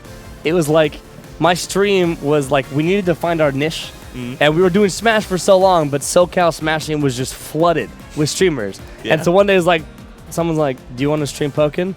And I'm like, "Pokkén, sure, I guess. I'll buy the game for that." and then I freaking fell in love with the game, fell in love even more with the community. And it's one of those communities that, like, even if you're an FGC player only or a Pokemon player only, maybe a little bit of mix of both, like, nobody cares. Like, nobody cares if it's your first Pokemon game or if it's your first fighting game or your first both. The community will accept you. They will take you into their loving arms. And if you guys are looking to get into the game, I encourage you very highly. Pokkén Arena, the Discord server, the website, everything. You'll have tons of links to Discords. There's an EU Discord, there's an NA Discord, everything, man. There's a general Pokkén Discord. If you're looking for information on a character, on a matchup, if you want to talk to some of the top players, everyone's always in there all the time, giving their 2 cents on pretty much anything. So that's where you can find it. Pokkén Arena, my friends. Don't forget to look them up. And yeah, do you know what's about to happen right now? Do you know much about these 2 players here coming up? I think I do. So if you don't, I would love to give information. But go ahead. I know Kira. I think he's a Mewtwo player, Yes. if I remember Yep. right. Kira I saw him is at Mewtwo. Respawn 6. Yes, he got did 4th place. He got 4th place. Very good performance. Pretty hype. Yep. But I don't know much about Fleet. Could you tell me Fleet about is him? a Gardevoir player. He's not. He doesn't have as big placements. I think he's only been to 1 big regional outside of this one, of course. And he says he didn't place very well. I believe it was 9th place. Somebody correct me if I'm wrong. But these 2 are good friends. Fleet and Kira, I believe they're rooming together right now. They're both from Italy. Fleet is kind of Kira's translator. They both speak English. Kira, I think he's way more new to English. He's not as strong. So a lot of times when I'm talking to Kira, I'm talking to both of them. But super cool guys. I got the fine pleasure of hanging out with them yesterday at the pub down the street. Super, super great people. Very excited to see them play right now. And here we are, man. Game number 1 of this first to 5. Exactly the matchup that I expected. What do you know about this matchup, Hirsch?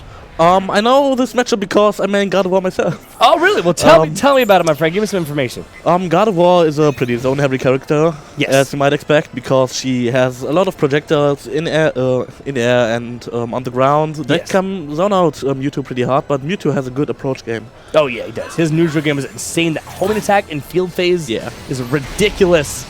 You have a lot of opportunities to kind of get rid of the traps that Gardevoir is setting up just with the amount of pressure that you have. With, full screen Hyper Beam beats out a lot of Gardevoir's projectiles because Hyper Beam has no travel time. But of course, Gardevoir needs the time to get the projectiles there. So if Mewtwo has a good read on, perhaps like a side wire or something, Hyper Beam will win. Once Gardevoir gets to set up her traps and her mind games, it's all done for her. It's Mewtwo scary. has to wait a very long time to get in and actually do something. Yeah, and one thing that's good for Gardevoir in this matchup is the future sight that you set up in the air. Mewtwo is so tall that it hits him even when he's just standing regularly. So it's a ton of shield pressure. It's a ton of everything. I know she has like specific Mewtwo combos and like Mewtwo setups just because of his height. It's crazy. For now, I just know the regular stuff with Gardevoir, the regular combos. But Yeah, like right there, you see Mewtwo had to shield that future sight just because he's so tall that he has to respect the future sight even in the air. It's crazy. Aerial Future Sight comes out way faster than the grounded version, so against Mewtwo, it actually is a good option to use. Yes. Yes, indeed. And oh my lord, that was a very, very intense, close game. Kira just barely... Okay, teleport. That was... that had me I had my heart stop a little bit there. It's kind of risky, actually, considering that Gardevoir in the air after her jumping Y. Yeah, Magical Leaf, right? The JA? Is that what that's called? Yeah, I think so. She receives quite a lot of landing lag from her jumps, so Mewtwo can abuse that, but Fleet not doing too bad of a job against Mewtwo, but Kira quite holding against it. Yes. So And that roll... Oh my... I was just about to talk... Okay.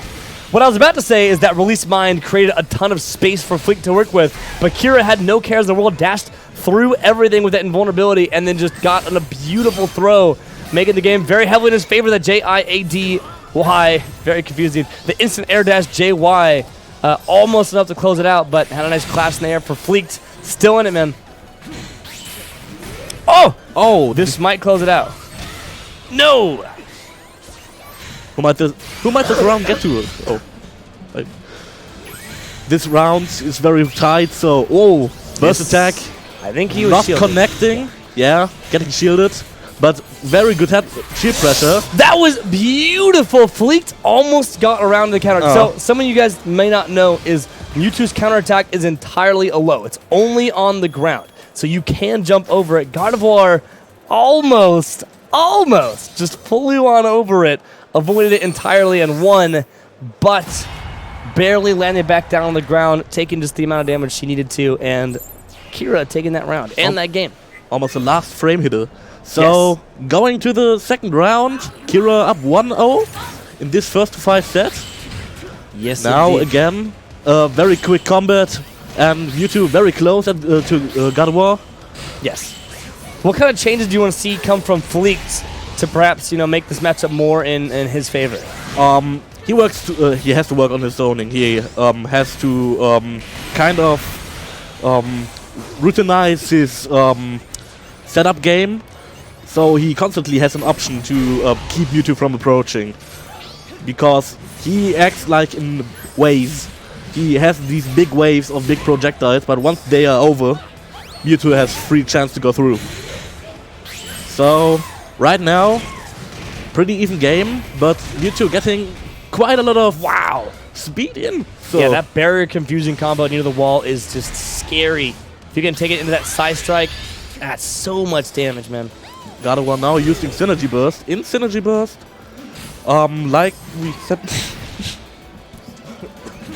Yeah, Gardevoir in Synergy has a ridiculous amount of chip, a ton of damage, a ton of pressure, and because Mewtwo was so high in the air right there, even though he landed the Synergy activation, it did not go into the animation. Doesn't need it. The high angled future sight will explode in the man's face, taking him out. And here we are, man, round number 2. Something I want to mention about that game number 1 is that even though Kira technically won 2-0 that first game, both of the rounds were so close. Both the characters were within 50 HP of a knockout. And so even though Kira won game number 1 2-0, definitely don't take that as a future sight, so to speak, of how this round's going to be going, how this set's going to be going. now after his first round taken, Fleet getting a bit pressured right now. Mewtwo still with full health, doing a perfect Wow. in his second game. So Well, as I said, very even. Now, Kira, I'm pretty sure, I might be wrong about this, but I'm just gonna make the guess that these guys probably play a ton.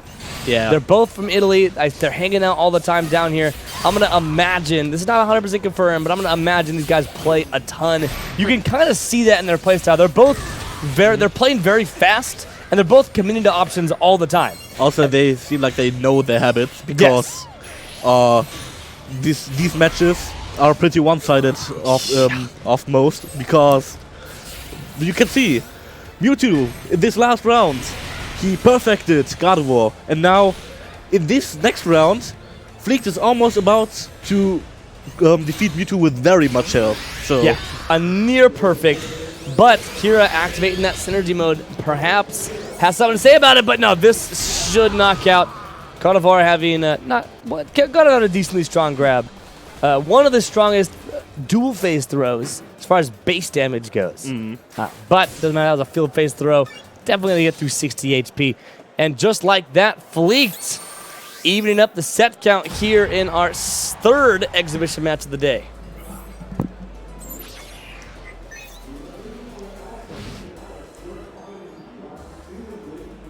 now I expect this after seeing so many people who actually friends with each other and who know each other play so much.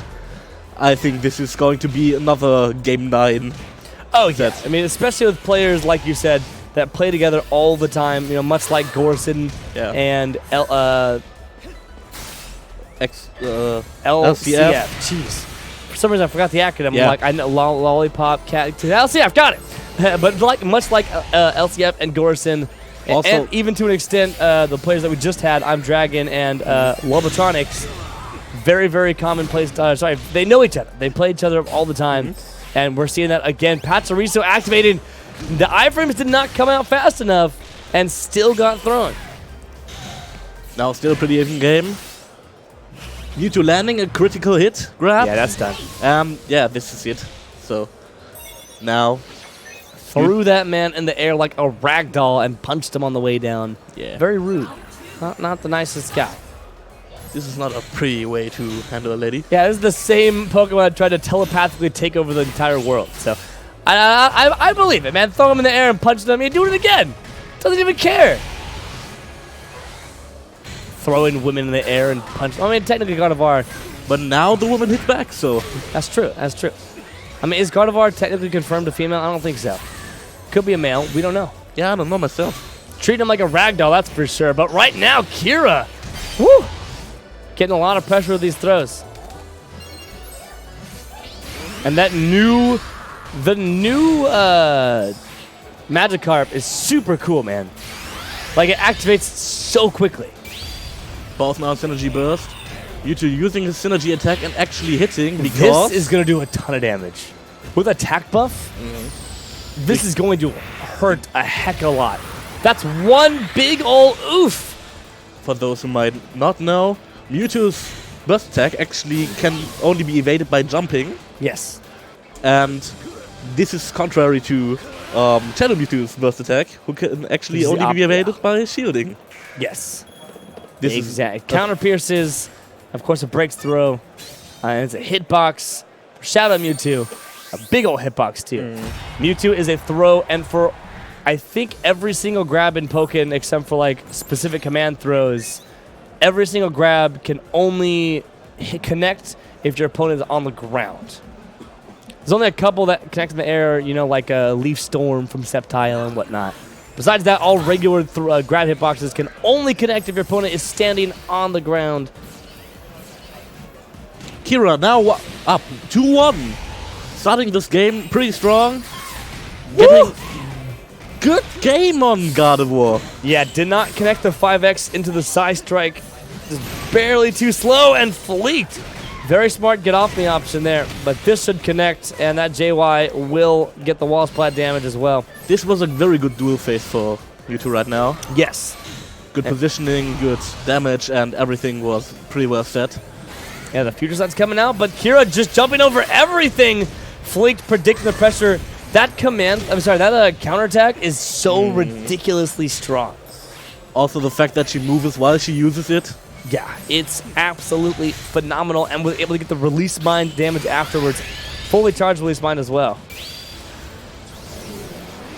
Now Gardevoir using her Synergy Burst, but not connecting because of the shield. But Mewtwo now in a good position for Gardevoir. And the read on the grab, actually deciding the first game in this round for Gardevoir. Yeah, that was pretty quick too. Flick doing a great job here in game number 4. And like you said, man, these players are going to be going back and forth very often. And they're just not afraid of committing to options that they know are going to work because, you know, like we said, they play each other so often.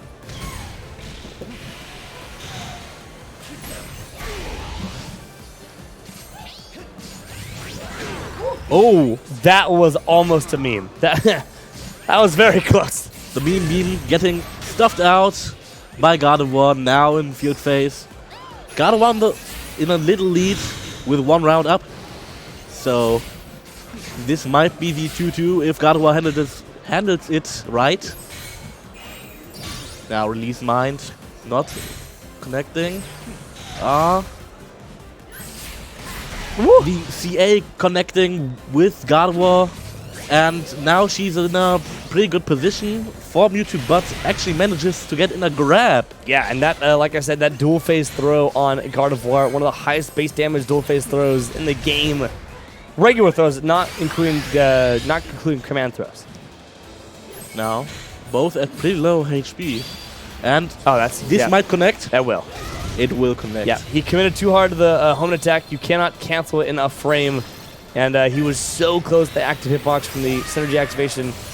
Right there in your face and flicked.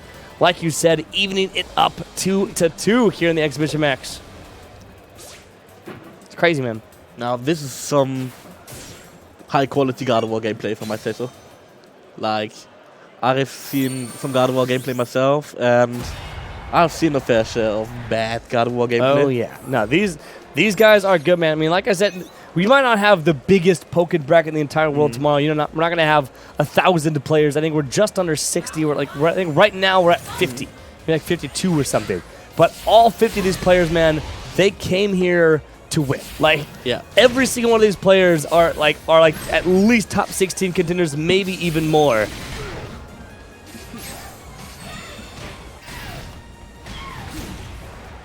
But yeah, this whole tournament is 100% stacked. There's no doubt in my mind that any one of these players can top 8. Now Kira again with a big strong lead on God of War. Now getting critted by a grab.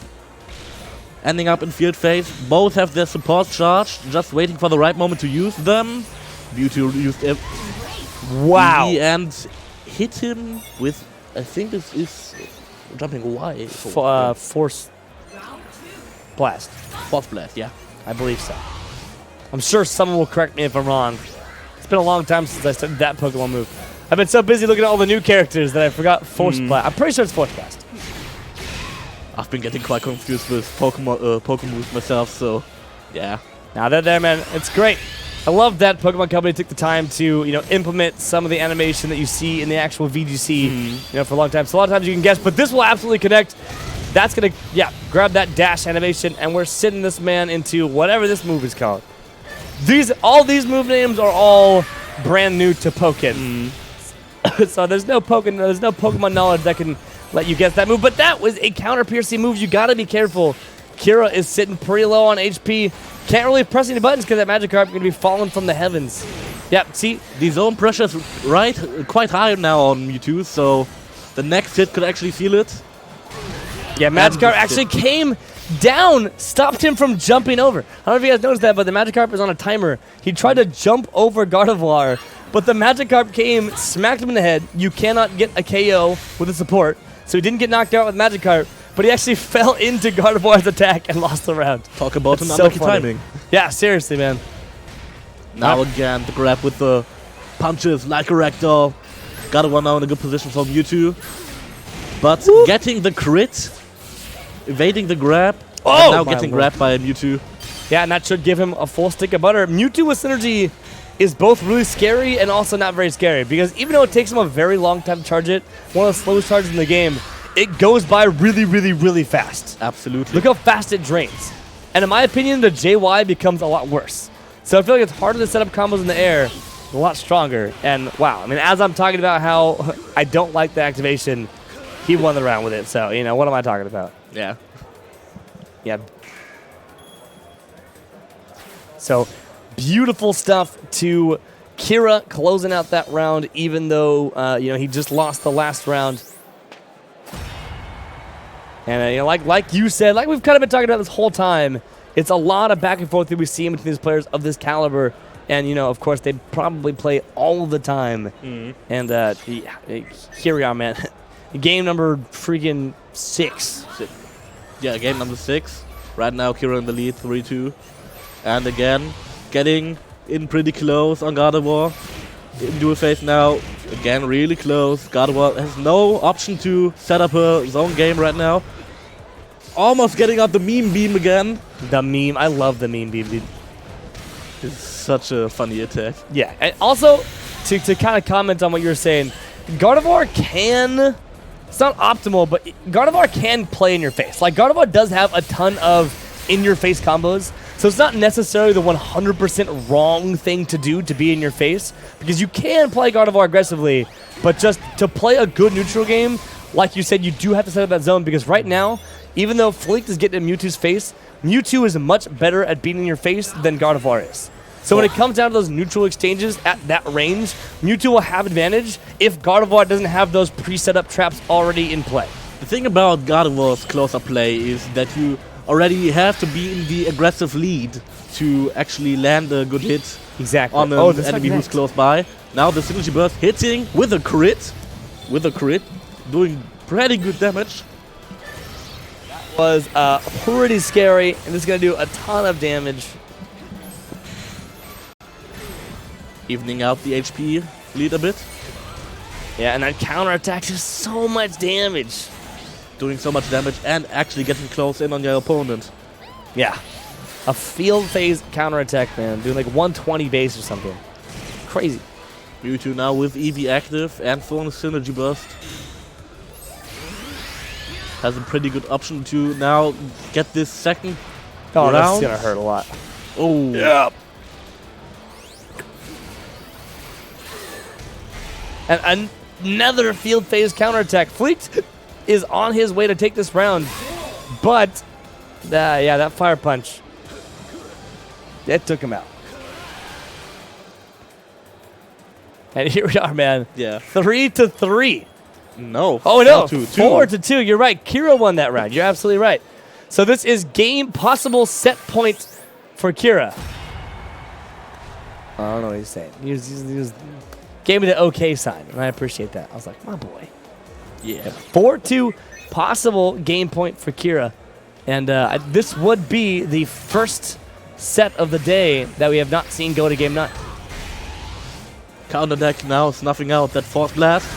The meme beam actually connecting this time. That's what I was talking about, where, Gardevoir's projectiles are a lot slower, and if Mewtwo gets a read on when Gardevoir is going to be throwing him out, he can win with Hyper Beam. But in that situation, the projectile did not get eaten or beaten out by Hyper Beam, so it's still actually traded with Kira, and that was almost a full equal exchange between the two players. I'm kind of confused at the not existent usage of Store Power Y. Yeah, Store Power. Because Store Power, that's what it's called. Mewtwo actually, even when he starts to throw these much projectiles, Store Power Y actually is a good option to punish the enemy for that, because when Store Power Y gets hit by a projectile, it actually dissolves into many particles. Yes. Yes, indeed. And something I kind of want to see Fleet do is he's gotten almost nothing out of... Actually, I don't think he's actually gotten anything successful out of Pachirisu, like, ever. And you see him pull it a lot. I think the Magikarp is really where he wants to go, because Magikarp allows him to beat... Because he's being in Mewtwo's face all the time, right? Like, playing with Magikarp active allows him, just like this, to get in Mewtwo's face with a lot less risk. Now Mewtwo hitting a crit grab, putting Gardevoir at half HP. With EV active now, attack buff, and some HP recovery. And another thing to point out on what I was just kind of talking about is he had Magikarp on Mewtwo, and he still uses counterattack, which is useless, because if counterattack beats attack, right?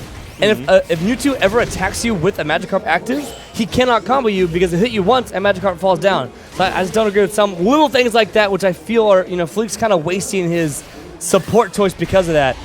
But with Rage and Synergy, he can still absolutely not take this round, because that Hyper Meme is going to close the first round out. Second round. Kira now just a round away from taking this entire set 5-2. Okay. Field phase, CA now hitting again. Okay. That was stupid. Yeah. That hitbox was dumb. See, like right now, this is when Fleek should go super aggressive, or at least get a ton of chip. Magikarp's out. Kira cannot get any combos off of normals, and just like that, he's wasted the whole support, and now Kira is in Fleek's face with no Magikarp to worry about, and Fleek just wastes his entire synergy activation. That's right. Some minor things I just don't agree with. I feel like he needs to go aggressive and certain different opportunities like that specifically, because now he's out of synergy, out of support, and lost life lead when he was the one who had supposed to have advantage. And now Mewtwo is almost in his face again. Gardevoir at half HP. And this is looking quite grim for Fleek right now, so... Yeah, it's going to take him down to 1 HP. Kira just playing very, very stoic almost. Not saying he's playing perfect neutral game, but he's playing very, consistent, walk up, in your face, and just like that, Kira taking Fleeked out 4-2. The awkward fist bump to close out the set. And that was a solid set. That was a fun set. Yeah. So of all of these exhibition matches we've seen so far, we've only seen OG characters. We haven't seen a single DLC. No. Lucario versus... Lucario Machamp, and then Lucario breaks in, and then now just right here. Yeah, that's right. Yeah, we're season 1, boys. Yeah. Season 1. Season 1 is the best. We're back. We're back to Wii U Pokkén, all right? 1.2, we don't talk about that because that was Shadow Mewtwo's era. Yeah. 1.3 Shadow Mewtwo, not as good. But either way, crazy matches. Our first match of the day that we have seen not go to game number 9, but that does not mean it was not a close set. Fleek definitely put up a crazy fight. We saw from game 1, man, even though it was 2-0 on paper, like Fleek brought it to like 40 HP every single round in that first game. And man, very, very close set, very good players, and just solid gameplay, like you said, on both sides of the spectrum there. Yeah, Fleek had some good options right there, and he shows some good stuff to do. But the thing about the Mewtwo Gardevoir matchup is, if Mewtwo gets in your face, if Mewtwo does his stuff, he will take a lot of damage. Exactly. So the fact that this went out 5-2 is not saying anything about the quality of play that you had, because Mewtwo, with his very scary combos, it's more like it's saying how many interactions Mewtwo really won. Exactly. And kind of like I was saying at the end, I feel like there's a couple things that Fleets could have done to kind of take more advantage of exactly what you were talking about, because you don't really want Mewtwo to be in your face. So any opportunity you have to be the aggressive one within the relationship, within the matchup, that's what you have to take advantage of. And Fleek just wasn't taking advantage of those small moments where he could perhaps have gotten life lead or maybe even a round here and there.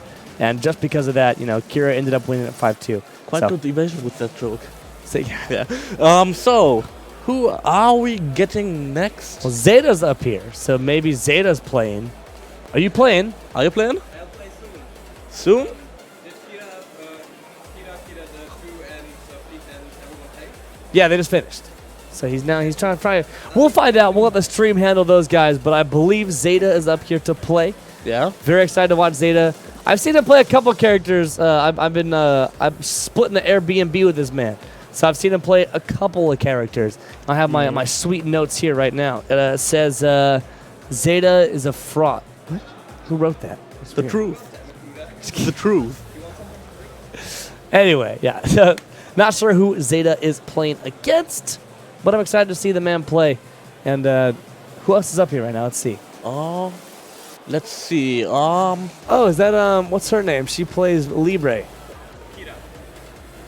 Oh yeah, that's the other Kira. There's 2 Kiras? There's 2 Kiras. I think one is from Italy. One's Italy and she's France. France, right? France. Yeah. So we have the French She Kira. also was at Respawn 6, so Yeah. I was watching her Libre today, man. She is not a joke.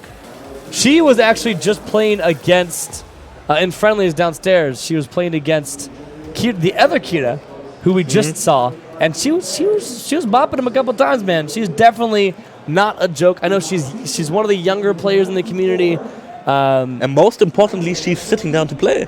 Yeah, and she's playing probably against, I believe, Zeta. So we're gonna see. I don't know who Zeta's gonna be playing now. Are you playing? Oh no, she's playing Playthib. Just kidding. Oh. So she's gonna be playing against another French player. Yeah, Playthib, also someone we saw at Respawn 6. So yeah, like that's my main point of reference if I see players. Respawn. They were there. Yeah. I know this person. Yeah, I co-organized the event, so.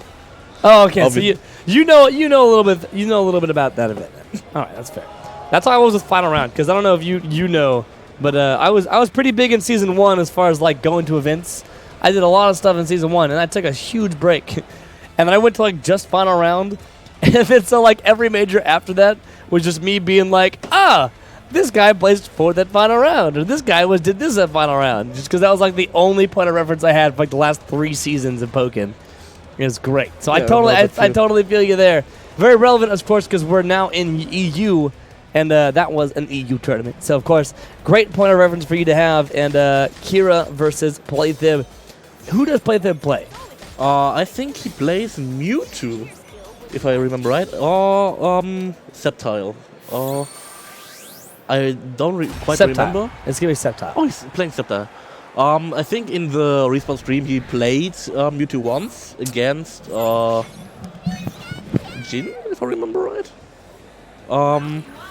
But now he's playing Sceptile, so Pikachu Libre against Sceptile.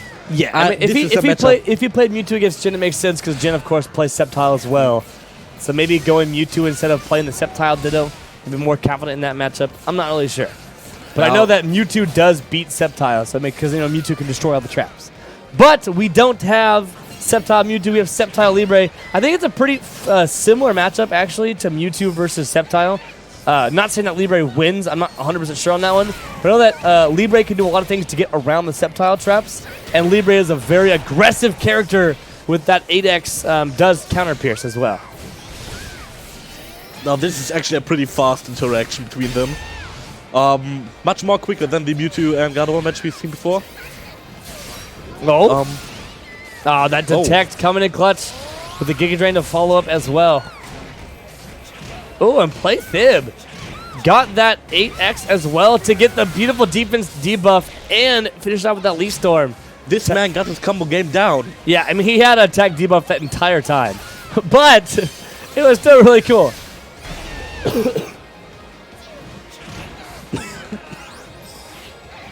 Rotom will stuff out Kira's approach there in the air. And this is, wait, we only have 6 seconds left. For as much action as we've been having this entire game, is she going to take the life lead? Yes, she is. You better believe it. She just took the life lead. With that, I believe, I don't remember. I think it was a JY that she came crashing down with. I believe it was a JY that she started that conversion on. And man, just like that, man. That's the thing about both these characters. That they both have long, stylish combos that don't do that much damage, but they do take a lot of damage on the clock, So it might be a 15-second combo, or not 15, like an 8-second combo, but it's only doing 180 to 200 damage. So you have a lot of timeouts of Libre, and we just saw that right there. But the beautiful, wild charge. I think that's right. If you remember me in Season 1, I call it something else. The young Mega Slam. Throwback Thursday here, man. Now burst attack, connecting. Also being a critical hit. And Kira having a defensive debuff, this might do pretty much damage. Holy moly. Yeah, that hurt and stuffed out the synergy activation from Libre. That throw is so cool and enhanced, man. It does a lot of damage as well. Now, he is a good use for Pachirisu, which we actually now might explain. Yes. Pachirisu stuffs out projectile from your enemy, and Sceptile is a pretty projectile character. So, yeah, this is a pretty good use for her. I think even better than Magikarp, if I'm considering this. Yeah, but she actually just opted into Magikarp. Well, maybe I'm wrong. But who knows? I mean, it could just be a game-to-game thing, because I know Magikarp allows you to go really aggressive, and as a Libre player, you kind of want to go aggressive, obtain as many options in that neutral game as you can. So Magikarp is definitely not a terrible support. But Pachirisu, of course, good in this matchup, like you said, absorbs projectiles and does give you that invulnerability in the beginning of the activation. Now Magikarp is active. This is actually the point where it can be aggressive. Oh, yeah, nice trade there. That's exactly what Magikarp provides, man. Getting you out of otherwise sticky situations. Now the grab actually not hitting, or the wild charge, or how we may call it. But Sceptile now getting a good zone game on. And Pikachu Libre now critting with her grab. The Pika's elbow, putting it right in his face, showing him where it hurts. Oh, and that Iron Tail just barely not connecting. I hope this doesn't connect, because there's a tradition in the German community. Whenever Pikachu Libre hits a burst, I have to... Good thing the camera's not on you. Yeah. For those of you at home, he dabbed. I dabbed. Sorry. This is a tradition. I'm sorry, too. Oh, and another one, showing this man the Pika's elbow. All those critical hit grabs right now. This is pretty... She flew from subspace! Dude, she came from Antarctica. What? She was in like the 3rd dimension. She was so high in the air. That was ridiculous. That was so funny. She didn't read him. She didn't read him like a book. She read his damn birth certificate. She was in the stratosphere, dude. That was ridiculous. That was so funny. She double wall jumped just to get as high as she could, and then died. This is like thinking through 3 corners and 2 doors, and She wrote this man's autobiography. Like, she became him just to read it. That was ridiculous. That was so... I mean, it didn't matter because she was going to win anyway with timeout. Yeah. But just the fact that that connected and she got the knockout before the round ended is just absolutely hilarious. And I love that so much. now the big question is not will he recover from that round loss, but will he recover from the actual fact that this connected? Let's It see. was so funny. I won't ever get over that, man. Kira's my Kira. new favorite Libre player. Kira I'm sorry, now up. White if you're listening, but Kira's my new favorite Libre player just because of that one play. Oh my Kira, god. Kira now up 1-0 after this Yeah. exciting round. Woo! Yeah, but here we are, man. Game number 2. And a very close game, as you can see right now. Defense buff will help out there from that throw. Ooh, setting up lots of traps. In the corner, she does have Pachirisu available, but doesn't need the double team quick attack, giving her the vulnerable frames that she needs. And whoa, all right. 8A over this man. Look at this Iron Tail. I'm probably wrong, though. But now the Scepter combos coming Yeah. into play. Should end with a Leaf Storm? No, a Leaf Blade. All right, keeping him in dual phase here. Oh, yeah. With defense debuff right now. Pikachu Libre. Ooh, getting cornered. This is a pretty bad position for her, but Yeah, did not connect the JY, dropped the combo, and looks like he got a flubbed neutral game as well. This will not connect. But with 8 Thank seconds God. left, she has a possibility. One field phase to do something. Oh, the homing attack, but he was in the air, so he did not get the full connection. Kira has one more chance. and the time up. Yeah. This is going to play for her right now. Yes. The only thing that really would have gotten her that win would have been Electro Web. And she actually had the opportunity to do it as well, but instead opted for something else, I believe. But either way, she's still in it, of course. Only the first round going to play them, and just like that, getting that counter attack, a pin against the wall. Now having the positional advantage and going into I don't think that was. I think there's. I'm pretty sure if I'm not wrong, there's you go into JY into 8Y into Electro Web. That's more optimal. So I don't know if she's 100% optimal combos, but I think in that situation it might have been. maybe but this either is a way, more reliable option. I yeah, don't know. it's definitely more reliable. I know the wall combos on Libre are pretty difficult. I'm not 100% confident in my Libre optimals. But, of course, Kira getting the damage where she can.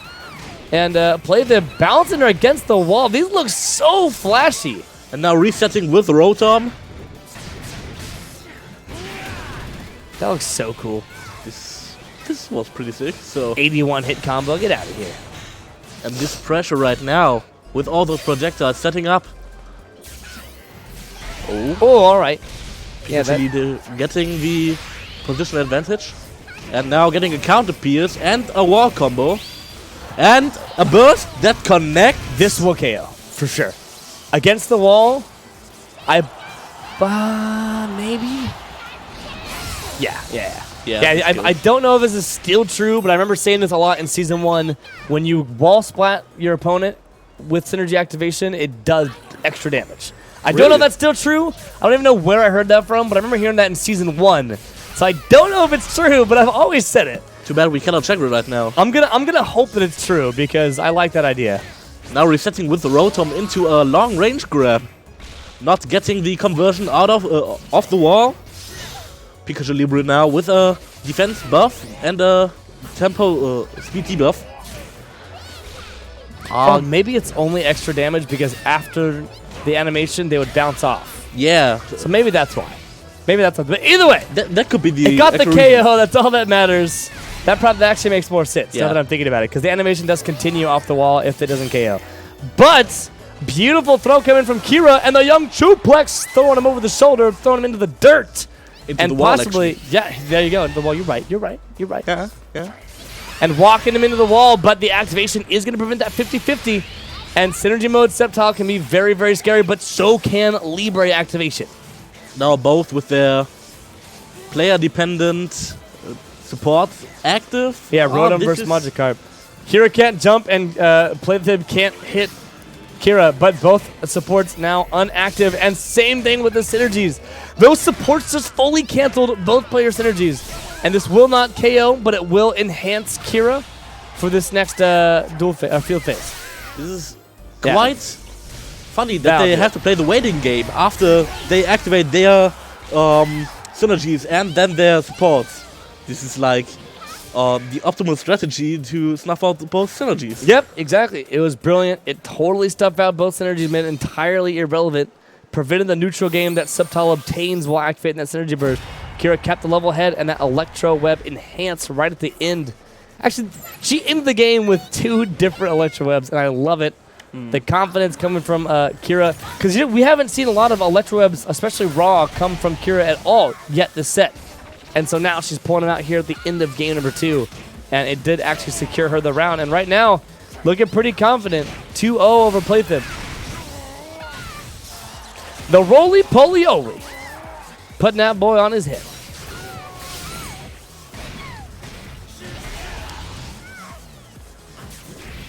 Now Kira, again, from very high, hitting that jumping. I love that so much.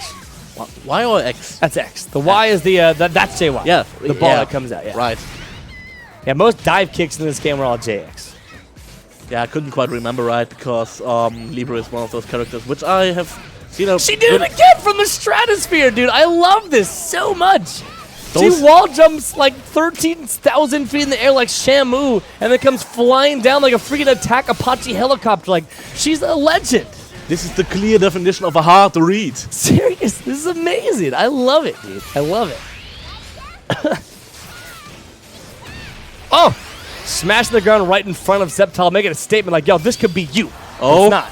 Does It's not it- going to connect. No. Nah, he can hang. He's just hanging But out. this is also not gonna connect. Now both. Ooh, but having- the Leaf Blade conversion. That conversion is only possible while you have that synergy activated.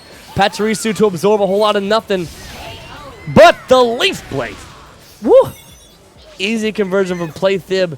And we're going to be going into round number 2. Playthib advantage here. Yep. But Kira still asserting quite some dominance over Playthib. 2 games in the lead. Yeah, no, So- Kira's sitting pretty.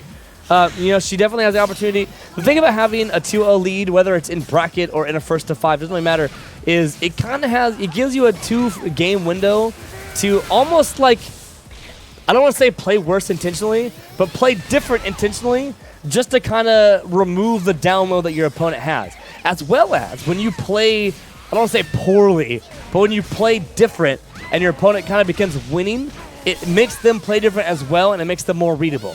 So you do have a little more wiggle room and opportunity to kind of find the download and relieve yourself of the download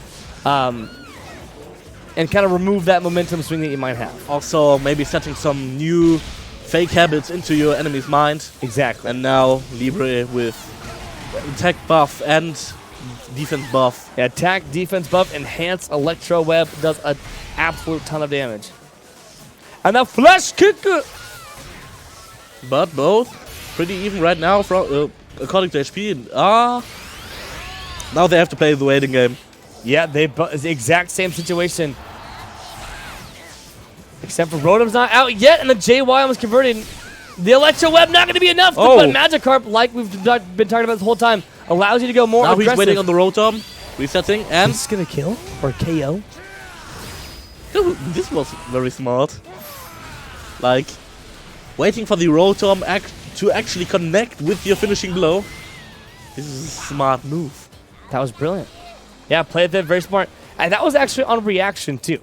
He saw Kira jump in the air, and we know, because I've been watching and been excited about it, but Kira loves jumping real high in the air. We've seen it a ton of times where while Kira's in the air, he activates Rotom, slowly descends her back down to the ground, and says, "You're mine." Activates synergy and just goes. You saw that? He had to reset his headset because his brain expanded with that. His mind was too high. He's too strong, man. 6 billion IQ. 6 billion. the highest recorded IQ of any man or species. Woo! Barely connected into that JY, but the 8X can maneuver around, man. Woo. Oh, this does actually not transition into field phase. No, it never does. Electro Web will never transition unless it is enhanced. They might have changed that since Season 1, but since Season 1, it's been 0 phase shift points. Oh, really? Yeah, with yellow Electro Web, non-enhanced, is 0 phase shift points. Woo! Two-plex, sit him over your head, put it back in the field phase. And Kira looking very confident this first round of game number 4. Actually canceling his long-range grab into a CA cancel, into Rotom, just to get this set up right now. And now it's even HP, but the positional advantage and the fact that she already had this aggressive lead in was the deciding factor for this round. Still 2-1 for Kira. And maybe if she continues to play like in this round, this will soon evolve into a 3-1. Yeah, it might.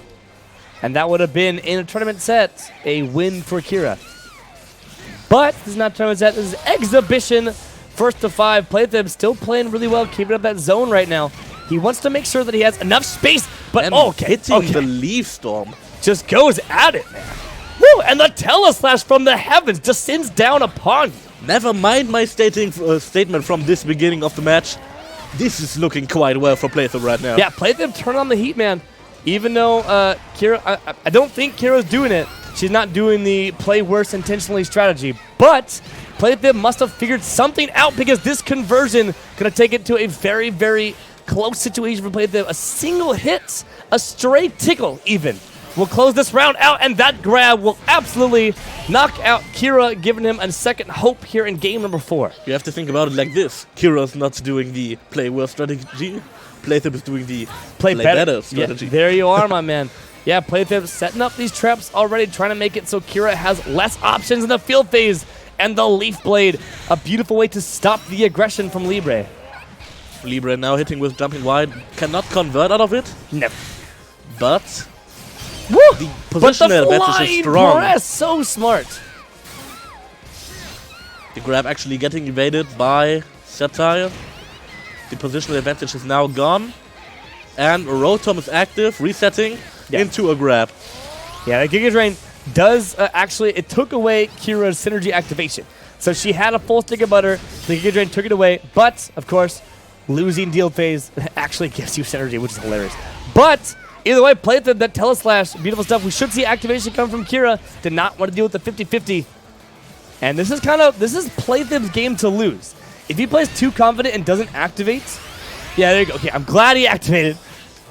But now Playthib having to wait for Magikarp. And if I was Playthib, I would just throw a strong move to try to get rid of the Magikarp. Yeah, like exactly, like a counterattack. It trades. It doesn't have you a ton of in lag, and the Leaf Storm almost close out this round.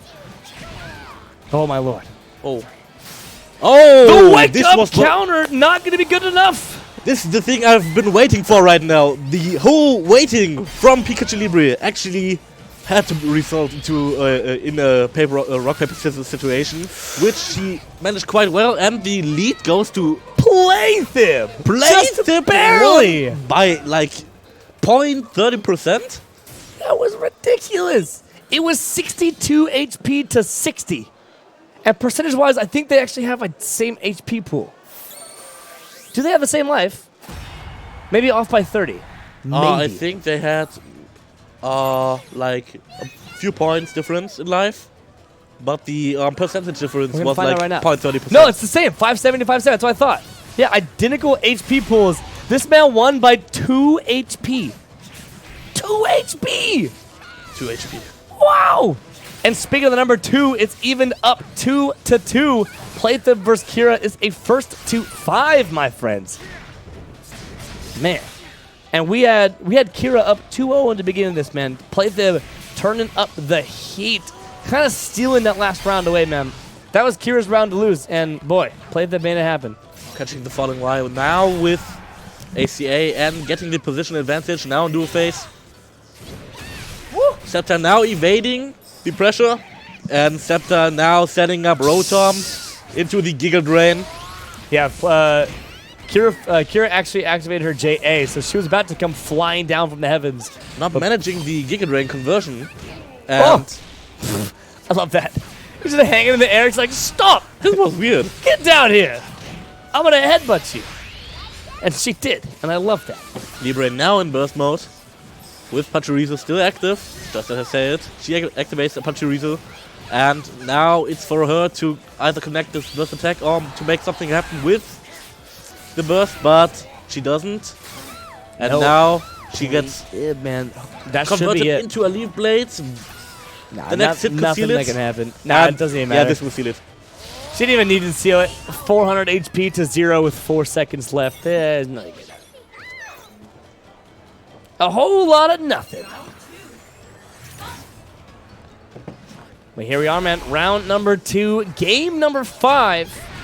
Sceptile kind of pinned against the wall here. Beautiful conversion, that 2Y to Electro Web. Like I said, though, no phase shift points on that unenhanced Electro Web. Gonna keep him in dual phase. And Magikarp flying him down. Yeah, this does phase shift. And this is a critical, so it will do a ton of damage as well. Look at that, man. This was a beautiful dual phase. Yeah, that went... all the damage that happened was almost entirely in that one phase. Actually, it might have been entirely in that one phase, because I think Playthe won the first field phase. Yeah.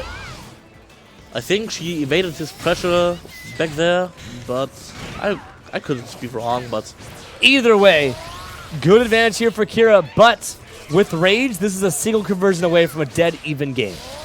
I mean, shoot, this is one conversion away from a win for Sceptile. There are combos that Sceptile has that does more than 213 HP. did he reset Giga Drain into Giga Drain with Rotom? He did. I love that. The Electro Web, keeping him in dual phase. This is anyone's game, though. Definitely won't KO, but very, very close game. I don't think Sceptile Home Attack does 105. But, Scepter recovering some health. yeah, this is Kira's game, man. Synergy activation. It's going to fly on in with the back Y.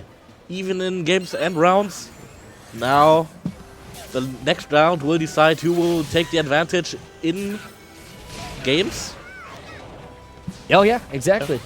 Winner of this will have momentum going into game number 7.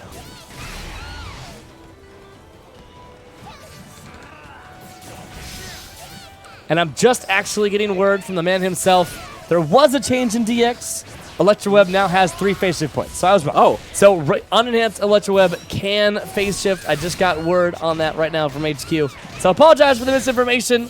But yes, there's a change into DX. So you will see that phase shift, just not as much as Electro Web. Enhanced Electro Web does guarantee a phase shift point. Oh yeah, see, there we go. We saw it right there. Perfect. Slim Bug coming in clutch. My boy. Shout out to that man. Thank you. The OG Pika main Libre, man. But play them right now. Also coming in clutch. Woo! Now Sceptile. Oh, but Yeah, but Kira going to stay in it. A beautiful enhanced Rage Mode Electro Web with Wall Splat. A ridiculous amount of damage, man. now Libre in Synergy Burst, but getting stuff about this grab. That did so little damage. Tickled him. Like, let me just tickle with my feet real quick. Oh, but she had the defense buff, so yeah. Oh, that's probably why. Oh, I thought it was attack buff. Oh, splash some dirt in your face. This is actually going to give Kira the life lead. convert into Remember, the- they have equal HP, so whoever has the HP lead has the Time life was lead. close. Oh! The The call clutch out. jump. The call out. Dude, she is breathing heavy right now. She let out like an entire lung worth of air on that. Oh my. That was insane, man. But- Absolutely insane. The reward out of that is delete. Now 3-2 for Kira. Jeez, that was insane. Holding shield long enough to get past the counterattack and jumping last second, man. Literally last second. Maybe this was the 6,000,001 IQ play. 6,000,001. Almost. It's like 5.9 million. Ooh, I don't really agree with that. The walk up teleslash. I don't know. A little bit sus there. Yeah. Now both forwards are shot. Oh! And actually critting with Electro Web. Web. Only 3 phase shift points, though, as we now know. Yeah. So, did not phase shift, but it added up to that tally. Actually not playing the waiting game right now. Although both supports were active. Oh, that's because Libre has Patricio right now. The tickle kicks. To a little bit more damage this time. Positional advantage for Pikachu Libre right now. Oh, barely got hit like the last frame of that 8Y, man. Now converting into a wall combo, into Electro Web enhanced. Doing I'll some do. very good damage. That'll do. And with double buff, this is a very, very scary Libre. All she needs to do is win this field phase, but no, fully charged that counterattack, getting through Kira's counter. And with 3 seconds left, this is Playthib's. Oh, yeah, never mind. I like this. This is Playthib stage. He has to do something if he wants to win, but Kira said, no, this is my stage. Yeah. And just like that, man, Kira 1 round away from taking it to 4-2, man. Putting her in a very solid position to take this exhibition match. This could be the second set, which does not end in game 1, game 2, game 9. What Yeah. am I telling? You're close. You're close. About 8 numbers ways, but Right now, what is 8, really? Rotom did not get used, or it was used, but did not get triggered by Pikachu Libre.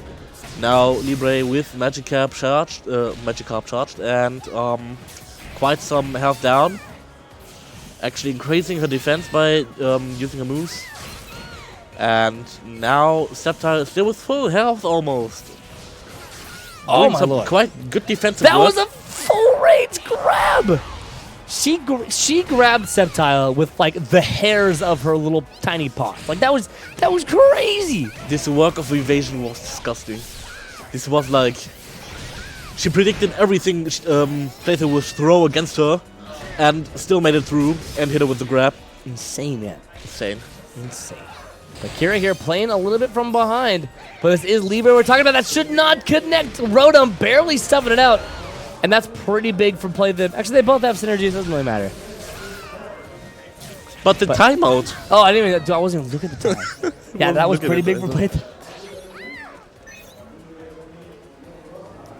That's the thing I love about this matchup, is that even though so much action's happening, so much, it doesn't feel like a timeout. You know, like, you watch like Weavile Chandelure, right? Like, it's just zoning and like really long cookie cutter Weavile combos, right? Like, this matchup is a bunch of really flashy, super cool combos.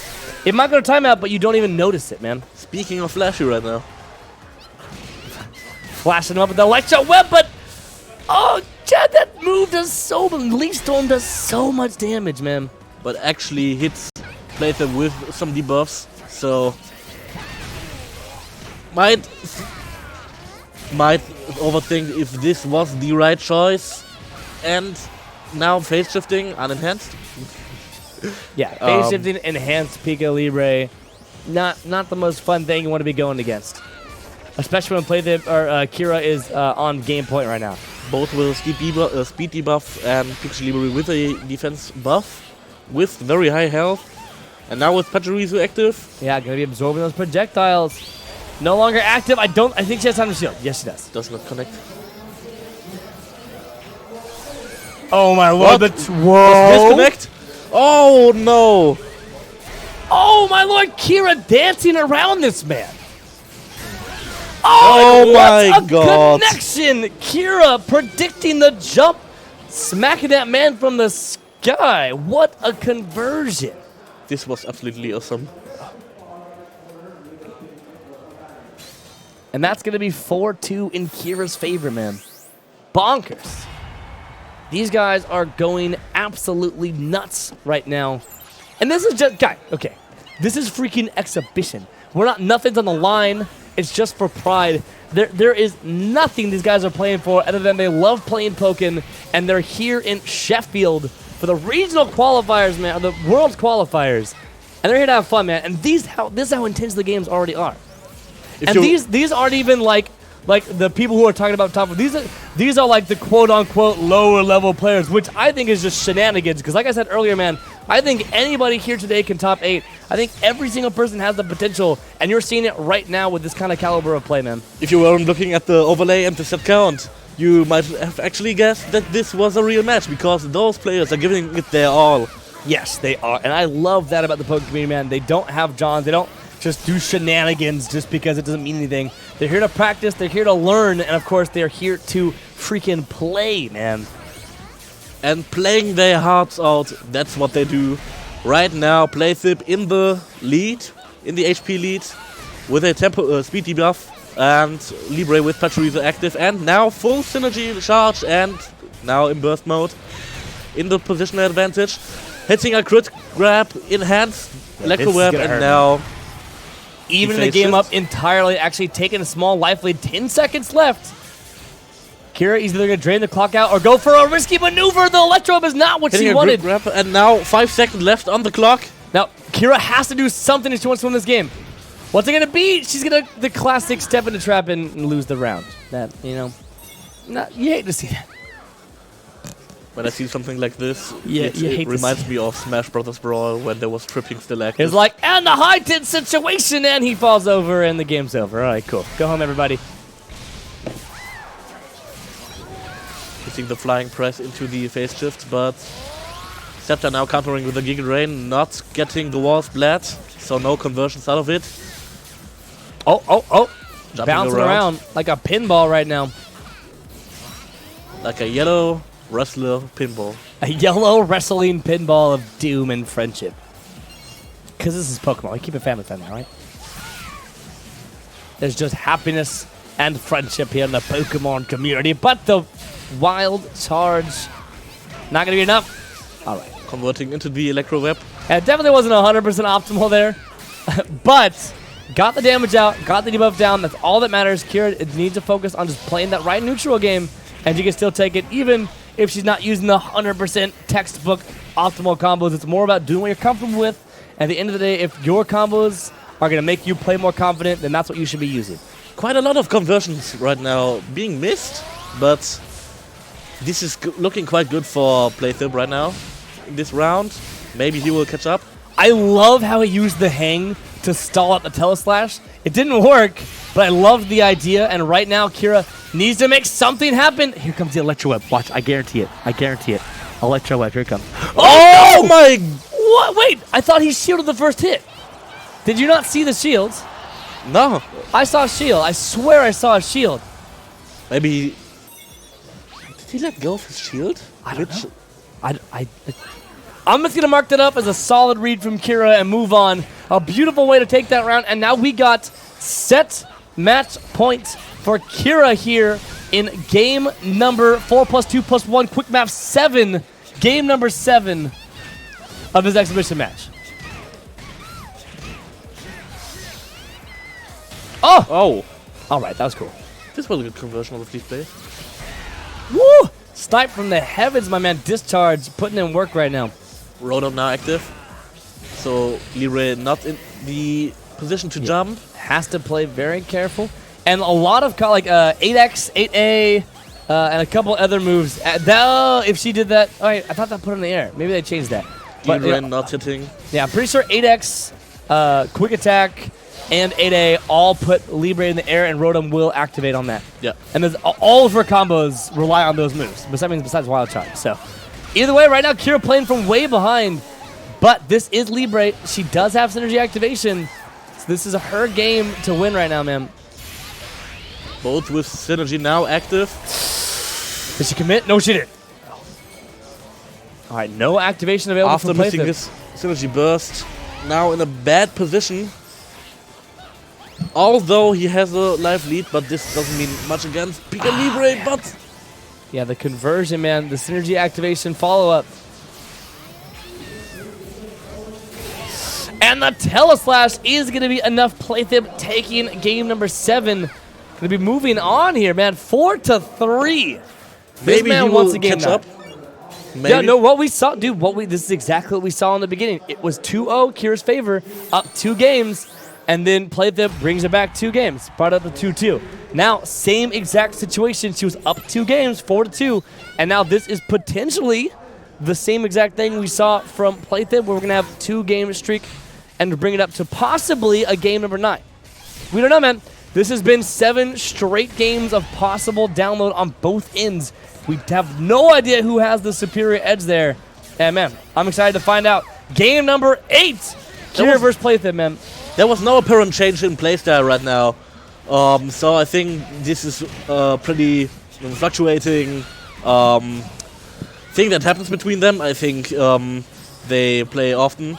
So maybe this is like their way of adapting to each other. Yes. Adapting in waves. I have no idea how often these guys play within their country or online, but I did see them play friendlies downstairs before it started. And right now, Playthib is playing so well. That's... You might actually be right with your thesis. Yeah, I don't know, man. I mean, he did it before. I don't doubt if he did it again. That was probably the quickest round we've had of this set so far, or this match so far, I should say. I think even in this exhibition. Say what? I think even in this exhibition. Yes. This was like 10 seconds? Yeah. Yes. So Quickest now round of the set. Match. both And with, right. both with synergy, charge right now. Yes. And now both. This is the exact same situation we saw last time. Once one person activated, they both activated it, and they both put their synergy up as well. So neither of them wanted to make a move. It was the biggest stalemate since the 1700s. Since the Wild Wild West, my friends. But Rotom is now gone, so Kira has advantage in synergy activation. So if I sorry about that. If I was her, I would activate now, because even if Playthib matches, she has advantage because she has Magikarp.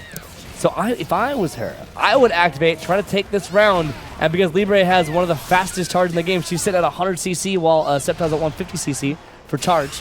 I think she should match it and then pull out Magikarp. I think she waited to respond to his burst. Yeah, now she has advantage. Nani? And now advantage is literally evaporated by the Giga Drain. So for those of you who don't... I'll explain after this match. Let's see how this game goes, and I'll explain it. Going for the chip damage because... No chip! Nothing but the super Pikachu indeed. Slay. Drop on that boy. 5 seconds left. I don't think there's anything that Sceptile has here in field phase that can do 300 damage.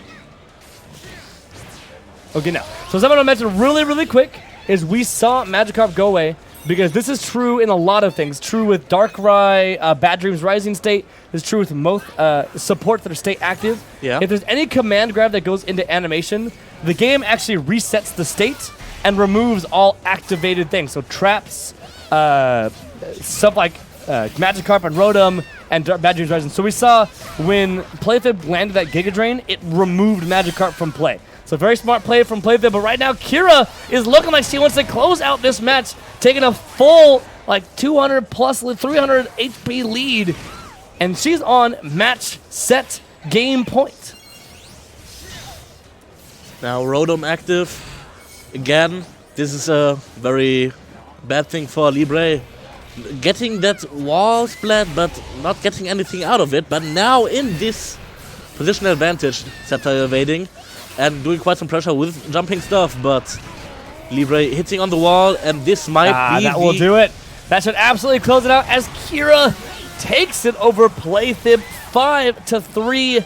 Very, very close games. I love that. Set. Yeah, that was a very fun, volatile matchup. Libre versus Sceptile. Dude, that's a ton of fun. Beautiful stuff to both players. I cannot wait to see how they do tomorrow in the actual regional world championship qualifier, because, man, these guys have earned their spot here in Sheffield, and that was just phenomenal. So I believe now we're going to be having a switch on commentary. Seems so. Stay tuned, and when we come back, it looks like we have Teeps versus Wingtide. Wingtide? Teeps Wingtide, boy, this is going to be the best match. No bias at all, but this is definitely going to be the best set. I love these players so much. So stay tuned, my friends. We're going to have quite the exciting set for you next, and we'll be right back.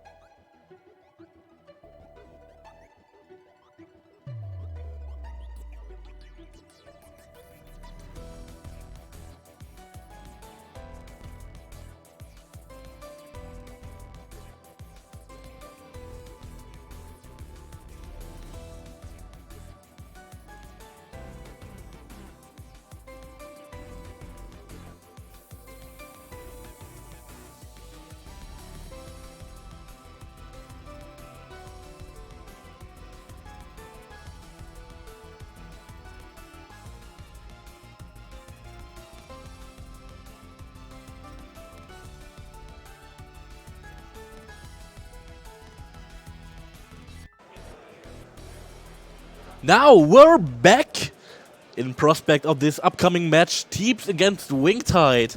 A pretty promising match to be exact. I have got a new commentator by my side. Angel. Hi, nice to be on here. I've not been here all day, but I'm now here to help you commentate the hype matches that we will be watching. I'm sure you've had a lot of good action already. I was watching some of that. We played this, and oh my goodness. This was pretty hype. Especially the jumping dive from the stratosphere by Kira. Oh. This was a very hype moment. Kira's good. Kira's one to watch out. Kira's very Definitely one to good. watch out for tomorrow. And now, We've got Wingtide. Wingtide against Teeps. Now this is like kind of a rivalry between Yeah. these two, isn't it? Like these two always going at it online, both in the game and like friendly banter, as it is. So Wingtide especially, he's the man when you talk about banter. Like, he's as offensive as it gets. He's as aggressive as it gets. And now he's playing Eagle Slash, a character that is as offensive as it gets, and a character that is as aggressive as it gets. So yeah, everyone really doesn't like Aegis Slash. I can kind of see why, but maybe we are going to see, you don't know what happens in these sorts of games because it's all matchup dependent as well as player skill dependent. And we know Teeps is a very, very good player with Caesar. now first round, Wingtide actually going with Umbrio. Ooh. Nice, gets a counter attack. Oh, that's such a good counter attack that Caesar has. Oh, tick throw. Sorry for that. So now Aegis Slash just kind of likes hovering around this area and can constantly upgrade itself, basically. Power up and do some damage. Wingtide now with a attack buff. What? That just clipped him. What was going on there? Switching to dual phase. Now Teeps with that position advantage. No, we're Then going through the phases, man. We're going to Yeah. go 1, 2, 3. Oh, Position advantage does not mean anything here because we're switching through the phases so fast that you may sometimes actually get confused about it. oh, and that was a nice helmet attack to go around the staples on the ground. Now getting that safe pressure in. Molga, but you just kind of... Yeah, that's good. They avoids the chip from Emolga and keeps the pressure going. That was very good awareness from Wingtide. Wingtide now in synergy burst. Oh, this is scary. But no, going to be fine there. Looks like I didn't press button. But shield is so red that this could be it. Oh my goodness. And confirmed that even with the exhaust frames from burst ending, he managed to get the pickup. We go straight Now. into it. Wingtide up, one game. Or one round, sorry.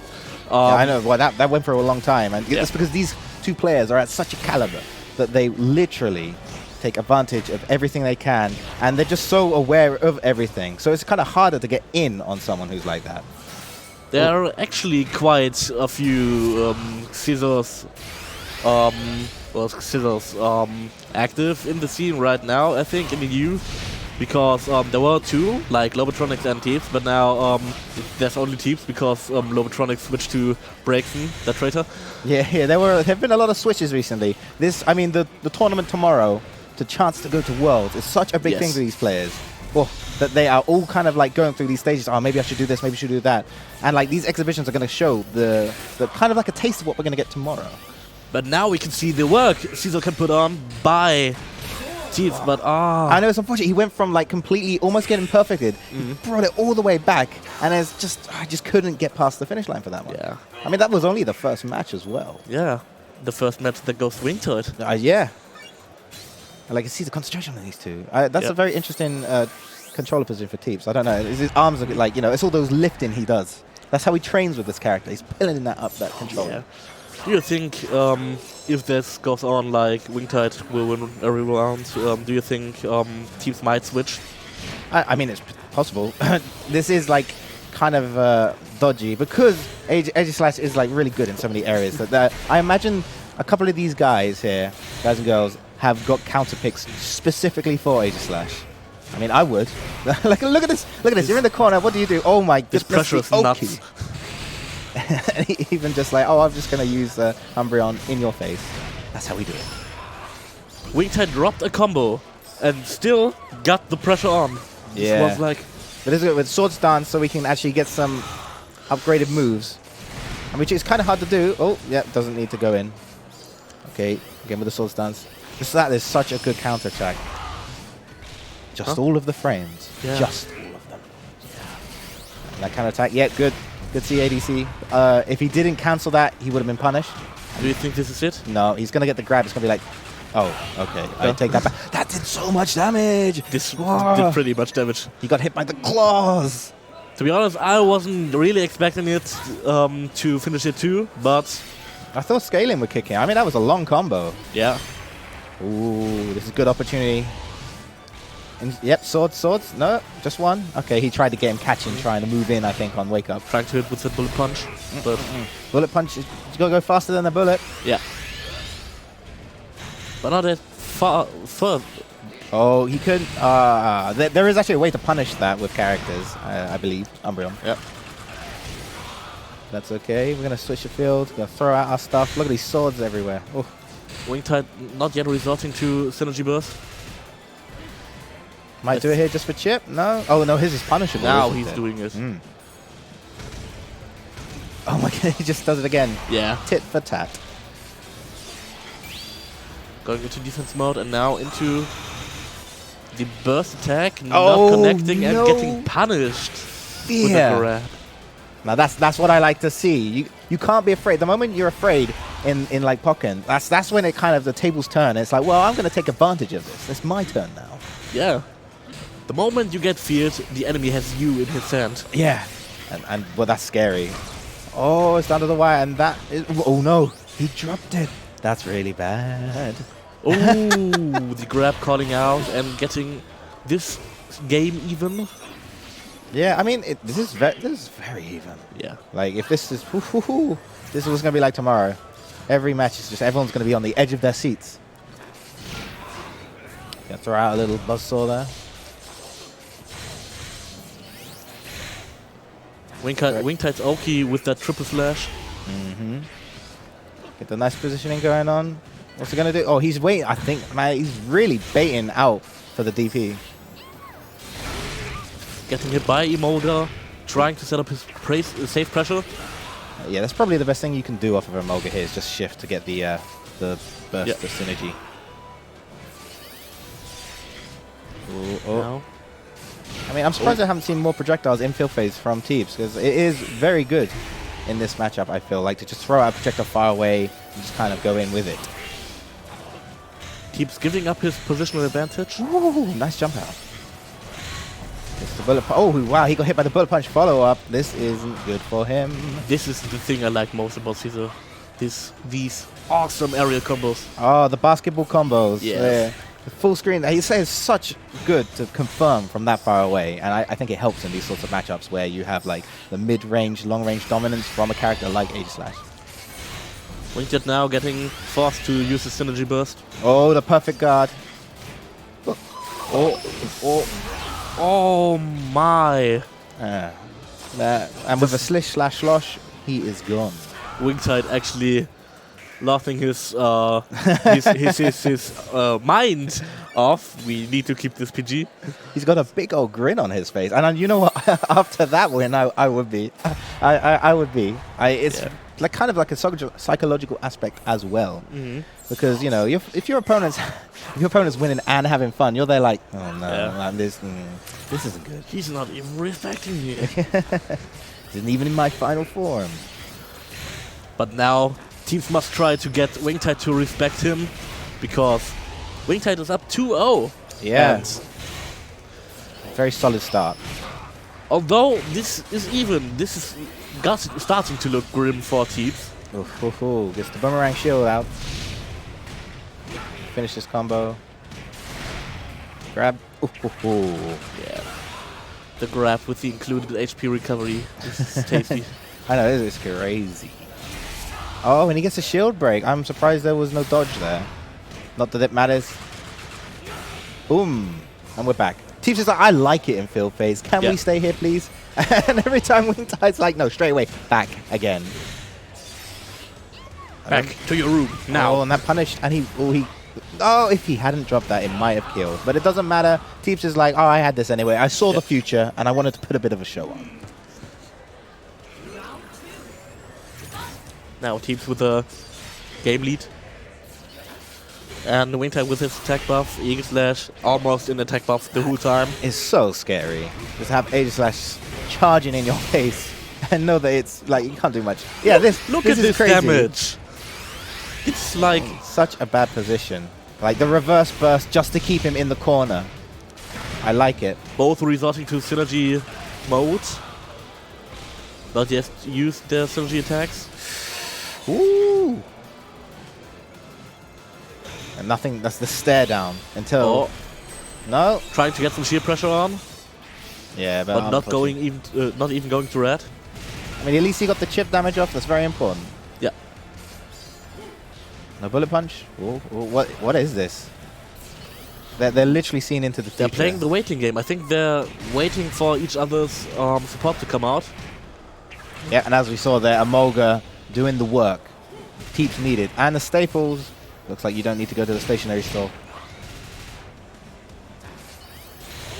Whoa, and charge again. Nice counter attack through. Eagle Slash now. And low health. Oh no. Oh, landing the that's crit grab, and it. that might actually kill. Definitely with the attack up. There is no way. Now that is kind of a peak. It's so close. But it doesn't matter. Again, they're just going straight down to the round each time. They want to explore every round. They're like, no, if we're playing a first of 5, let's do every round possible. Wingtide again, hitting a grab. Now getting Caesar to half HP. You set the Oki. Obviously, the Teeps respected it. Ah, the cool out. Wow, Wingtide looks kind of a bit more confident now. Wingtide looks Oh. absolutely dominating right now. Yeah. He's absolutely dominating right now. He has to do a T-pose. he's giving a look. He's wiggling his eyebrows. He's He knows that this T-pose was directed at him, but he actually doesn't want to do it. He's not a meme as I am. Teeps is deciding to stay with Caesar. Maybe. Now, so at this point in the first of 5, you have to think to yourself, if I switch now, I'm probably going to have to like internally stay with that character because Yep. if you switch and lose and go back, you'd be like, well, I just wasted that. So like Teeps, I feel like he's committing now. He's like, okay, no, let me get the Caesar down. Or maybe he has no go-to option, so Caesar is his only hope. I It's don't know. possible. It's all about what you're comfortable with. And right now, Teeps is looking a lot more comfortable. He had a little think to himself at the end of that match, and it seems to be working wonders. Oh, yeah, that was unfortunate. That was a bad situation. Wingtide now getting Teeps into a good position again, but that Teeps didn't crit. didn't crit. It didn't crit. That was weird. Doesn't matter. Teeps in with the grab. Should give him burst. Oh, no, that does no synergy. Okay. Forget what I said. Wingtide, but now in a good lead. Okay. Now, I noticed Wingtide gets hit by a lot of projectiles in field. Like, just gets hit by it. Like the staples. There's no reason to be hit by that. Like, right there. We saw he gets hit by the buzzsaw. Yeah. Straight into the staples. I mean, ooh. Now. Both with synergy full. Oh, this is good confirm. Gets the Wingtide Oki. hitting a good combo. Oh, what do you do? What? What is so scary? This is very scary. Who would have thought that, like, a sword and shield would be so scary? Yeah. Well, Oh, a sword is a weapon, so I don't know what you're thinking about weapons, but Imagine if every weapon came to life, like Aegislash. Imagine how the cousin. that would be Aegis Spear. horrible. Oh, just the stare down. Okay, and the counterattack goes through. But think about it. Wouldn't you like a broadsword as a brother? Oh my Like goodness. somebody goes to you and tells you, hey, you cannot do that. Oh well, let me show you my brother. And then this massive sword comes out of the ground and says like, no. I mean, like, look, somebody is like, they're like, that's his cousin right there. That broadsword right there is the cousin. I mean, if you saw that cool out, that was ridiculous. The reactions that Wingtide had to, like, the moment he saw Bullet Punch, bang. Wingtide Came now out with the best. evening up this round with a 1-1 game. Yeah, I mean, like Teeps is putting in the work, definitely, and it's just so close each time. There's this special thing missing for Teeps to actually advance over the finish line to get at least one game. Like, come on, he has to at least get one game. Yeah, he definitely needs a point on the board, and it might be at this rate. He's going to have a... Is he going to finish it? I would leave it. Nah, okay, he shifts the field. But this is what he needs right now, and it might even be a perfect. Oh my goodness, it's a perfect. He hits him with the perfect. Now that is the confidence boost that Teeps needed. He's on the board. It's a perfect. Now this was again directed at Wingtide, who started smiling. I was going to say, see, Teeps is smiling now. So Teeps is like, okay, I see how we're playing. Let's play my way now. You have to know, Wingtide is my boy, so if he loses, I'm getting quite a bit teasery. You're going to have some words with him. Yeah. So straight away, we're just going to have like, kind of like the mid-range. These two really do like playing the mid-range, but unfortunate that missed. Oof. Into the mist as well. That's so, man, I get hit by this so much. Like, there's so much stuff I would get hit by. I panic. Wingtide plays like you can absolutely not follow anything of it if you like look away for 1 second. Yeah, so oh, what, the screen completely changed. What's going on here? The screen changed and his enemy is like missing 3 parts of his health bar, and you think like, oh yeah, Wingtide. Now going on into the game. Oh, wow, okay. It's quite even right now. Teeps with Rage active and... Oh, he gets grabbed. That'll be it. Oh. Yeah, again, like, I feel like Teeps should use the projectiles in field a lot more, simply because it seems to be giving Wingtide the most trouble in field. It's almost like he hit him. Wow, that's unfortunate to get hit by the follow-up. Trying to set up a Naoki, but does not hit in time. Emolga, but no, just block. Okay, throws out the swords. Wingtide maybe going to activate his synergy in a few seconds after he gets his conversion. You can't throw out swords to beat a sword. That's all I know, okay? As we activate to keep him in the corner. This is a really bad situation. Does this connect? That does connect, and that will be death with the attack buff up. There is no way that Teeps is going to survive this one.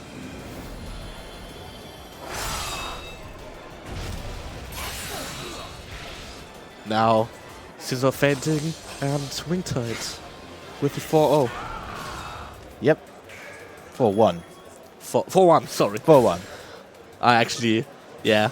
Don't forget, Teeps is on the board. Yeah, Teeps is on the board. That was a very good answer, but Teeps is on the board. But he has to step up his game. Okay, so Whimsical. He's using a Whimsical chair. I didn't even realize he was using Whimsical. Yeah, Wingtide is a strong defender of Whimsical because it is broken and he likes to use broken stuff, judging by Eagle Slash. Oh, gets him with the raw bullet punch up close. Gonna bounce away. Oh, I love these combos so much. These always look so stylish. Now it's even game again. Both exchanging hits, but not quite getting in. But now Wingtide with the grab, getting into a good position with attack and speed buff. He tried it again. This is the exact same thing that just happened last time. Right when he tried to approach. Scissor now with that basketball combo. Look at them. They're both trying to like face off like, oh no, you're going to do something. No, you're going to do something. Oh, that was a good attempt, parry. Oh. Nice call out by the with the CA. Oh, it's unfortunate you can't jump that. This might actually be just frame. The end of this. Oh. Even with the attack up, it did not do it. And now it looks like Wingtide is on the match point for this first to 5. Teeps now maybe placing the worst match or like the worst set count in these exhibition. If he does not step up his game. I mean, he's still got a chance. He's still in it, but like, yeah, I mean, Teeps needs to calm down a bit. Like, he's made some good call-outs, but unfortunately he gets hit. These combos by Eagle Slash are always so flashy and so I don't know. They're like wow, that was crazy. Dashed under and grabbed. He's literally on another planet of thinking. Like, I was already talking with Ruda Fuda about the IQ plays. Like, we're about at 6,000,001 right now. So Crazy IQs. Tap into burst. Keeps him in the corner. Oh my goodness. oh, this was nice. Mm-mm. And this might actually do the job for Teeps or for Wingtide. Who actually does the job? Who does the job? Yeah. Teeps, right? Ah, yeah. Keep staying in, because this is the thing, right? When you're at this point where you're like, okay, I'm on my last legs, right? I must keep going. That you get this boost of power. It's like every sort of show ever, you know? Yeah. Even in the TV show of Pokemon, it's just Ash is always going for it. Just again, you looked me in the eye for 1 second, and now Teeps half of his health bar just gone. You can't look away from Edge Slash. Like, it is ridiculous. It's like, oh, that was very good. Trapped him in the corner. but Teeps now saying no, I don't want to lose half of my health bar. Now half of your health bar is gone too, but Wingtide This is good. with a devastating combo. Teeps probably, yeah, I was going to say, he's going to burst because he needs to keep the pressure going. He now needs the play of the century, Oh, no, and that's but he gonna be doesn't get that. it. And Wingtide takes it 5-1. Wow, that was very... that was quick. Wingtide That was a very laughing. quick 5-1. Yeah. At the very least, Teeps managed to get on the board. Yeah. Like, it's... I know it's difficult, especially when you're playing at such a high level, Yeah. such a high caliber. But you want to try and get on the board. The board gets a bit more confident. As you can see, Yeah. he kind of gained more confidence in the match once he was on the board. But unfortunately, Wingtide has such a great knowledge of Aegis Slash and what he can and can't do. I think the confidence was not the biggest problem this game, but actually the the overconfidence in Caesar. I mean, when you play Caesar, it does feel like sometimes you can kind of go at it, you know, because, well, he's got some really good stuff. He's got the counterattack that moves, and that's so important. Like the fact that you can do that in field phase, even. He has lots of good aerial options as well, especially because he's got the hover.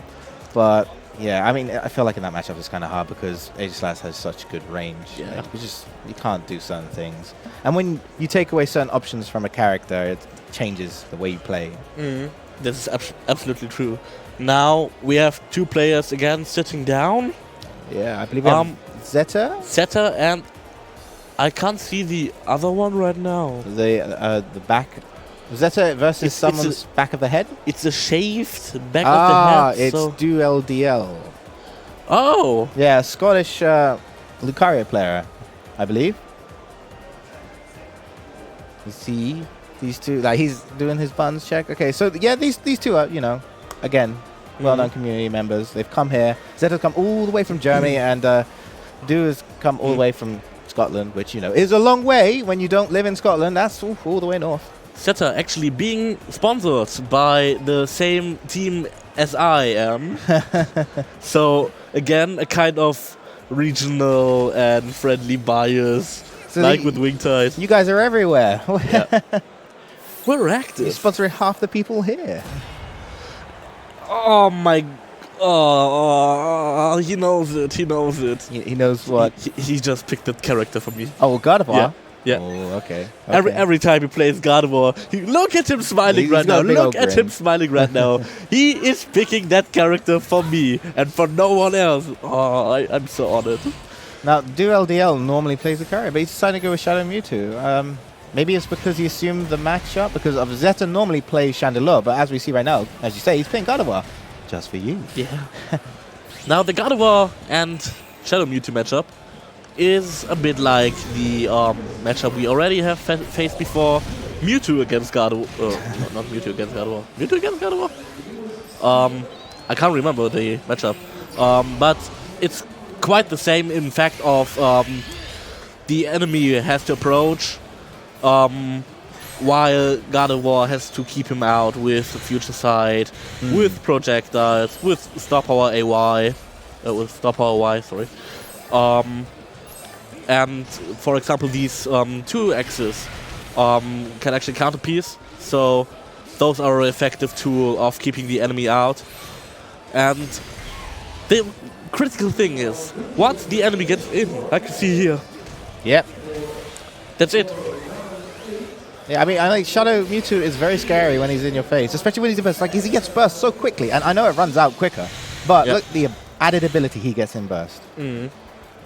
Now, Shadow Mewtwo doing some pretty good stuff in close combat. And that is the Miracle Eye mix-up.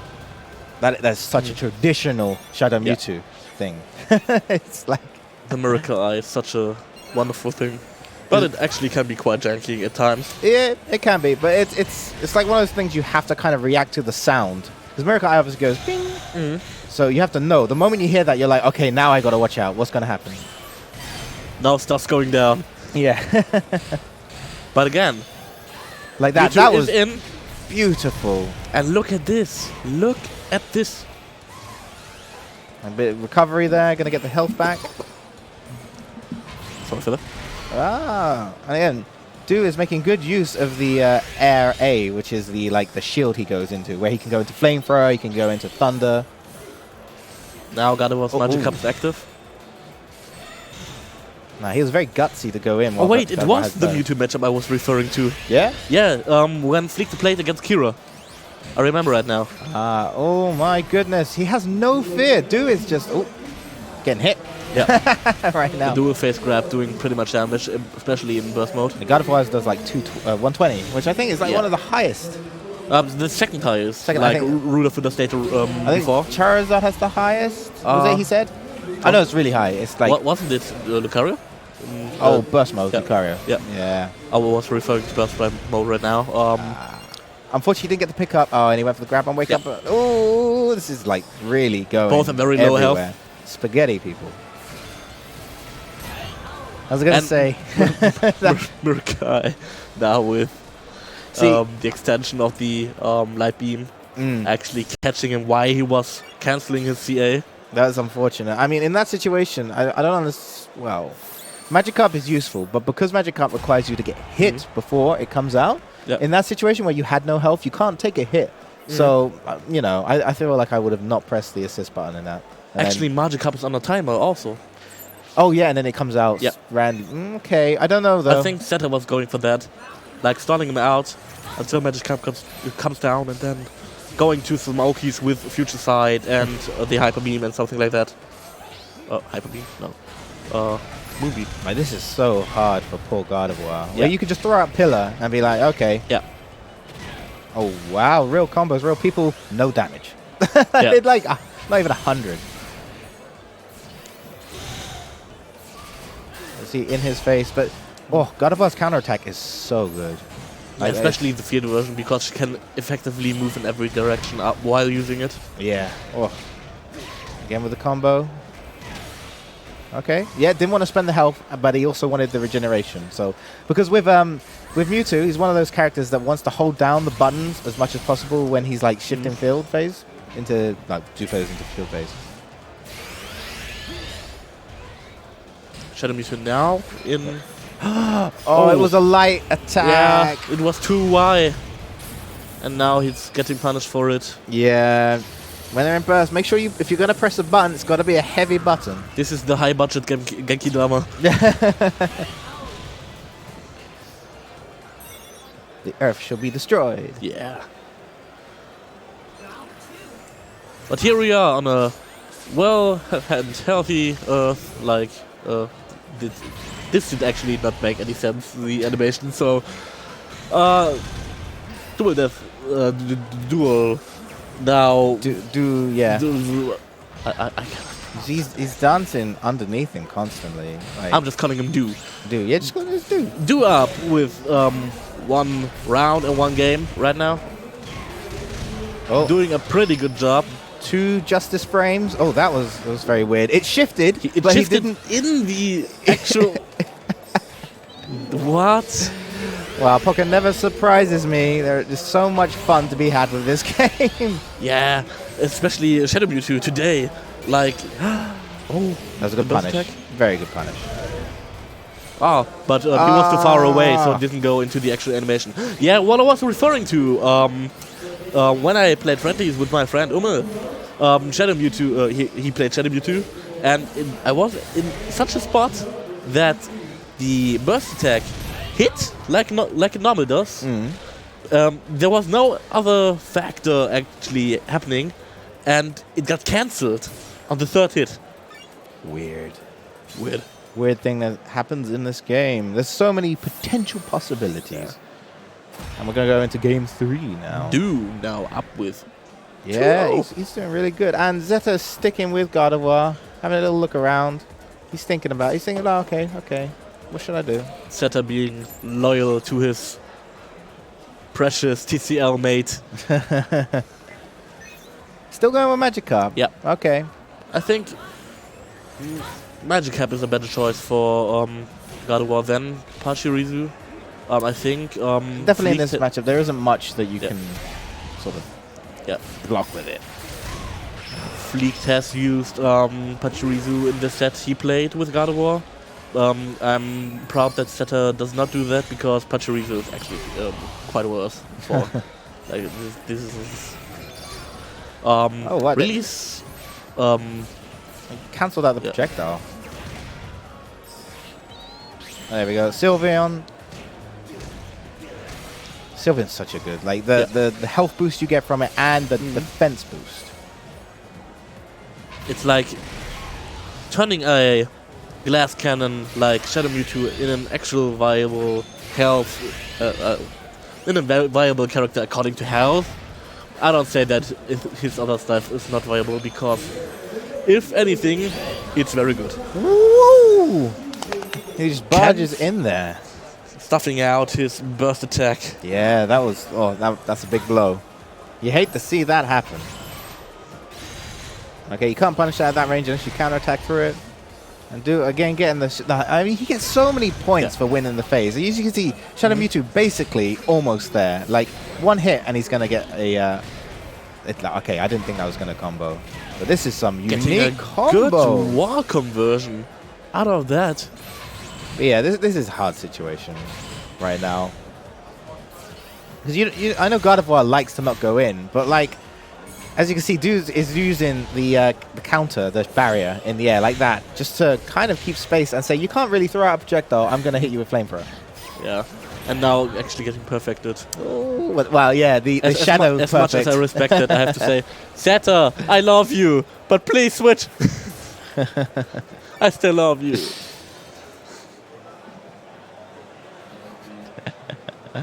I cannot stand this. Oh, okay. Yeah, he's switching. But this is the thing. I know. Okay, so Zeta probably is going to stick with Chandler now that he's switched. But does he have like the ability? Because you can play multiple characters. You can do that, right? You can do anything really. But to be able to switch a character, change your play style, change the way you play, and approach that matchup, are we going to see Zeta have the ability to do that? That's going to define the next 7 possible games.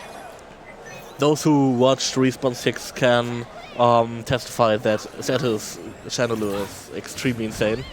So we can actually expect quite some leverage from Chandelure right now.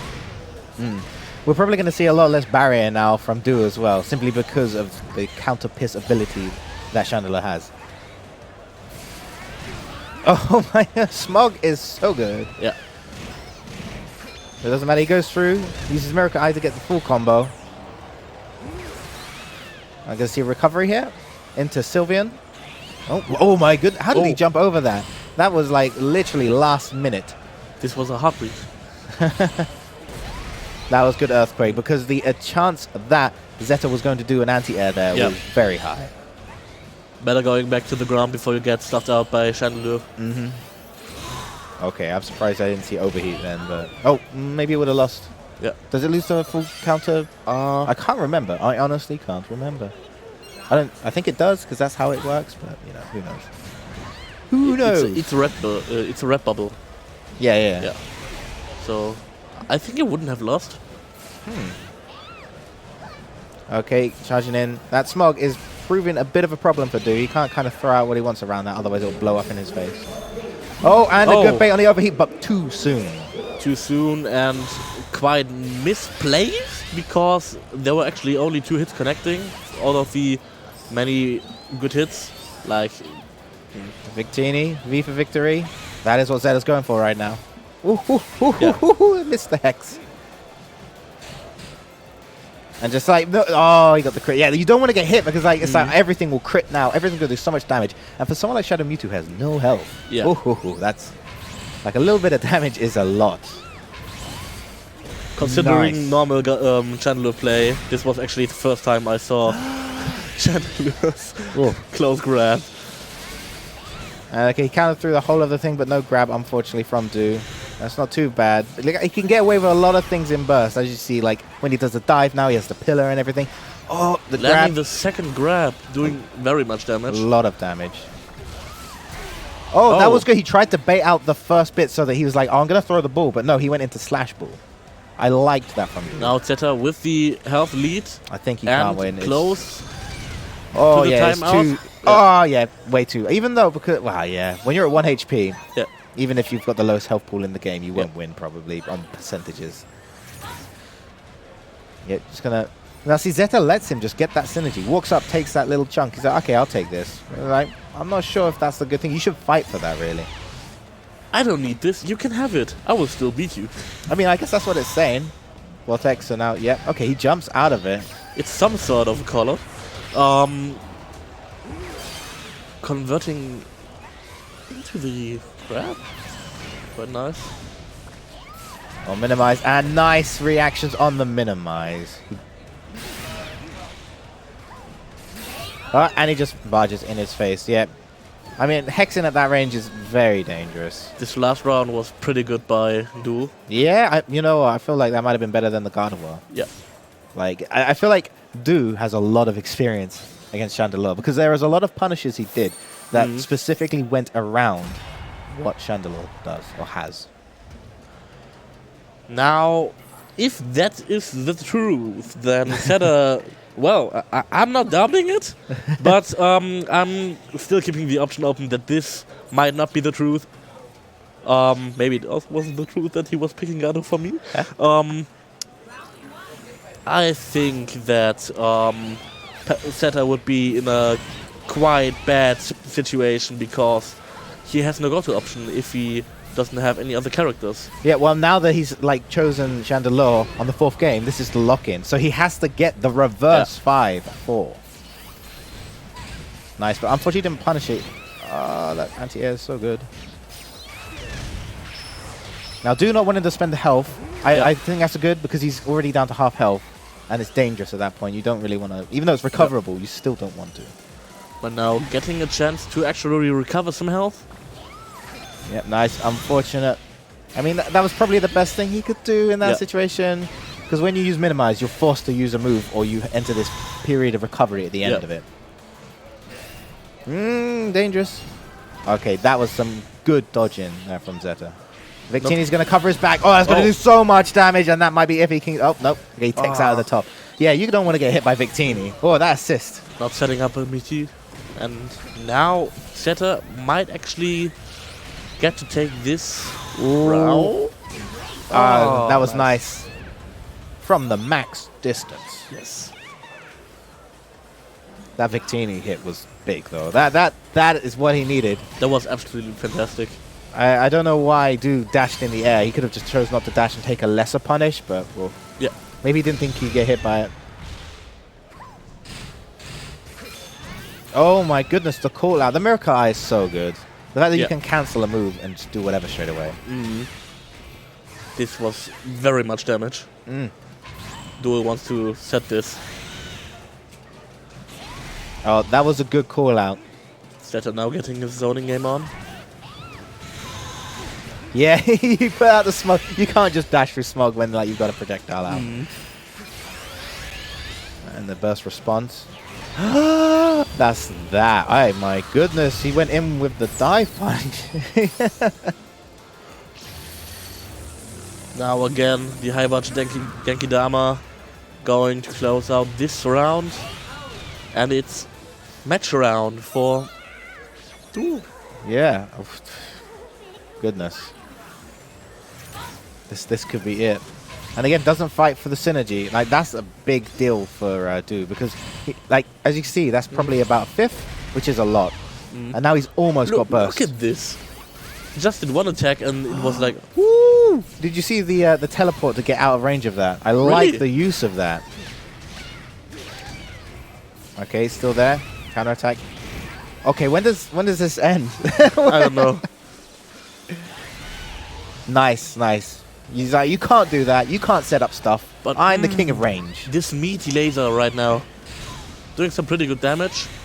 And if he does not give him the chance to recover health, like for example with a synergy burst or something like that. Yeah, well, Zeta's almost got his own burst, and he just has to wait a little bit for dudes to run out. I know it's scary. One grab could end it right now. Oh, the That was almost well-placed overheat. Yeah, unfortunately, he didn't get the whole hit, Yeah. which means, that dude takes it. Unfortunate that just those 2 hits of overheat, like, just knocked him out. Did no damage and kept him in dual phase. That's like the worst outcome. Well, that was too bad. Yeah, that was 5 straight games to do. Yeah. Obviously, someone to watch out for tomorrow. Do we have? Yeah, we Look have into 2 those more eyes. people up. Oh my goodness. Those are the eyes of a madman. He's a crazy man. And you know what? Craziness sometimes works. Sometimes you just need to go with your instincts. You just need to do what you feel. You know? there are like, I feel like in fighting games and Pokkén especially, there are 3 kinds of people. There's the planners, Yep. the ones who are like, okay, I'm going to plan out I'm going to meticulously think about everything and analyze everything. I'm going to write the book. Yeah. Yeah. There are people that read the book and they're like, okay, I'm going to just do everything really well and like I can do it and I can like do it quickly. And then there are the people that are like, I want to do whatever I want. I'm going to read the book in reverse. No, they are burning the book and pull up the dice. Or that, well, they get crayon out and they get their own paper and they just start going at it. You know, like, my first mix-up, and you know what? That mix-up is dangerous. But that's the thing. Like, there's so many different types of players that sometimes it's hard when you come up against a character like a kind of playstyle you don't like. Ooh. So Right now, sitting down are Jintrax and I can't. that is Char, all the way from America. He's come here to really? claim the title from the Europeans. Oh, Yeah. He is the Charizard to look out for. he's And a I took- Charizard player. He's a Charizard's player as well. So you know how we have those 3 types of people? Charizards generally tend to be the ones that burn the book and write their own, like in crayon. Yeah, so you'll see. You'll see in this. Char is going to do some crazy things. And Jin, a well-known player, another one of your team members, obviously, you know, because anyone who's German, I imagine, is you know, it's just like 7 million people in your team.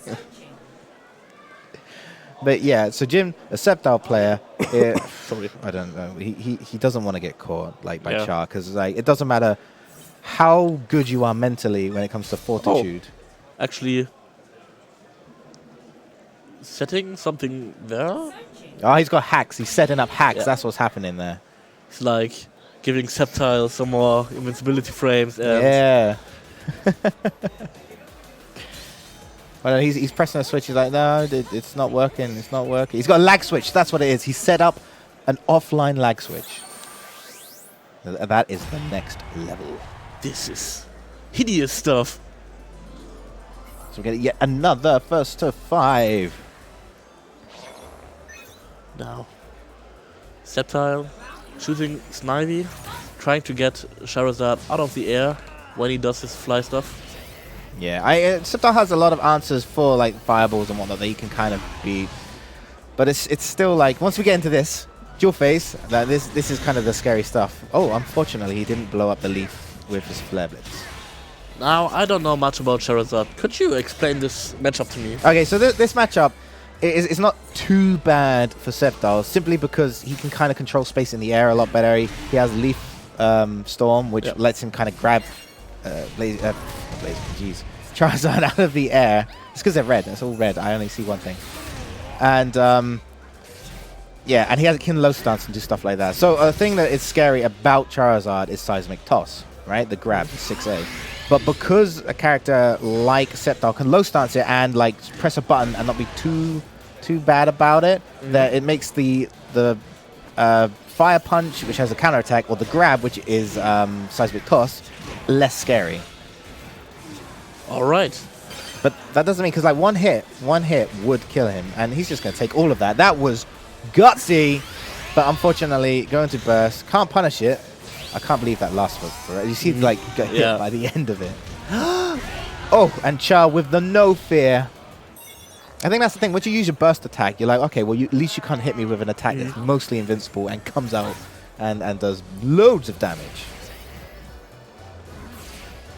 As you see, it's kind of a bit harder for Charizard in field to do something. Yeah. Now, Charizard's going in, but getting stuffed out by the CA. As you can see, Fire Punch, like, because Fire Punch is a high, so he can kind of, you can low stance it.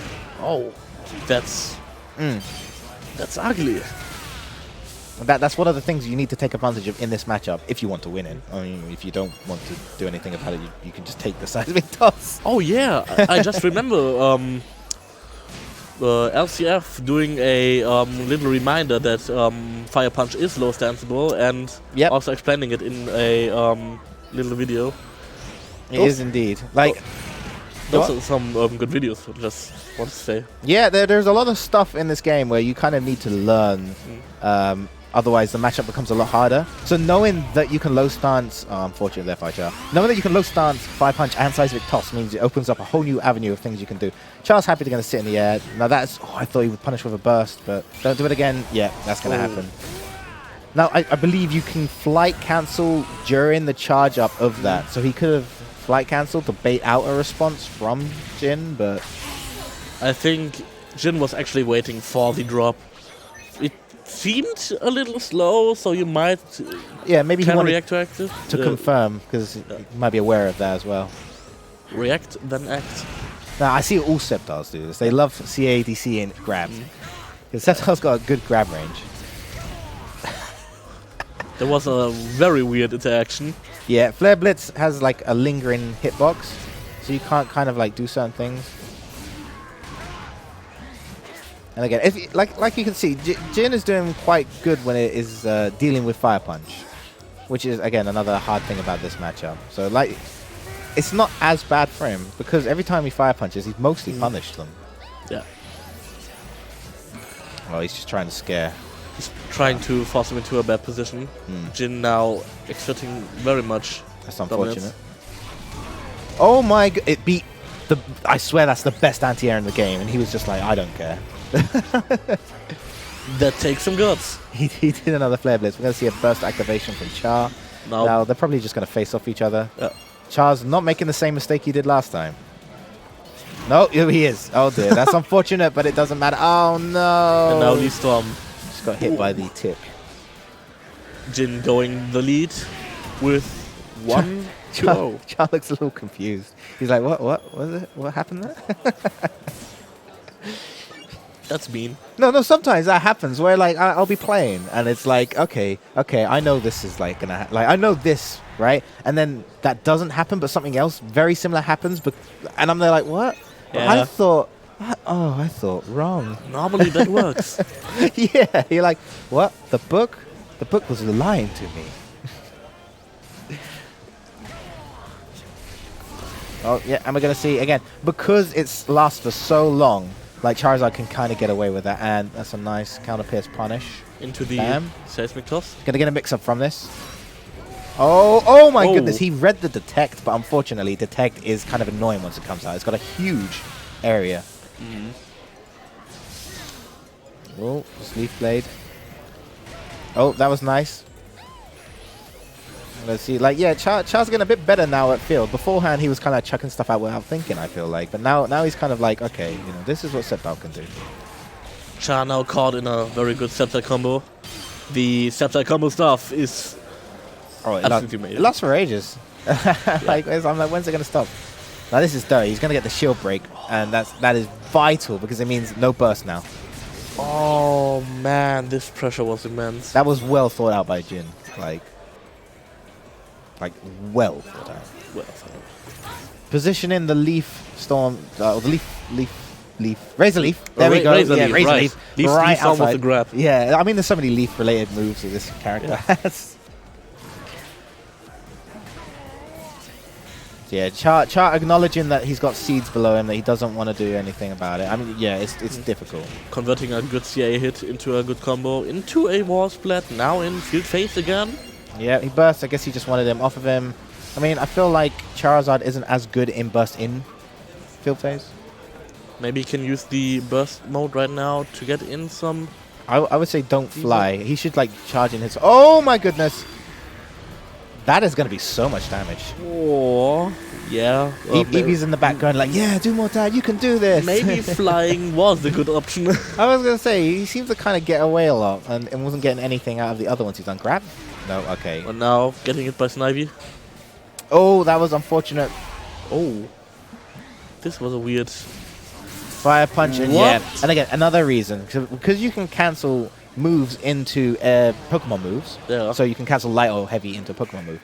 If you see the blue on Fire Punch, mostly it's Charizard's do Fire Punch, Yeah. then you can react with Leaf Storm and get the punish. That I didn't know. Yeah, that requires you to the moment you press a button, be like, okay, if I see blue, my hand is ready. Like, you know, you're ready.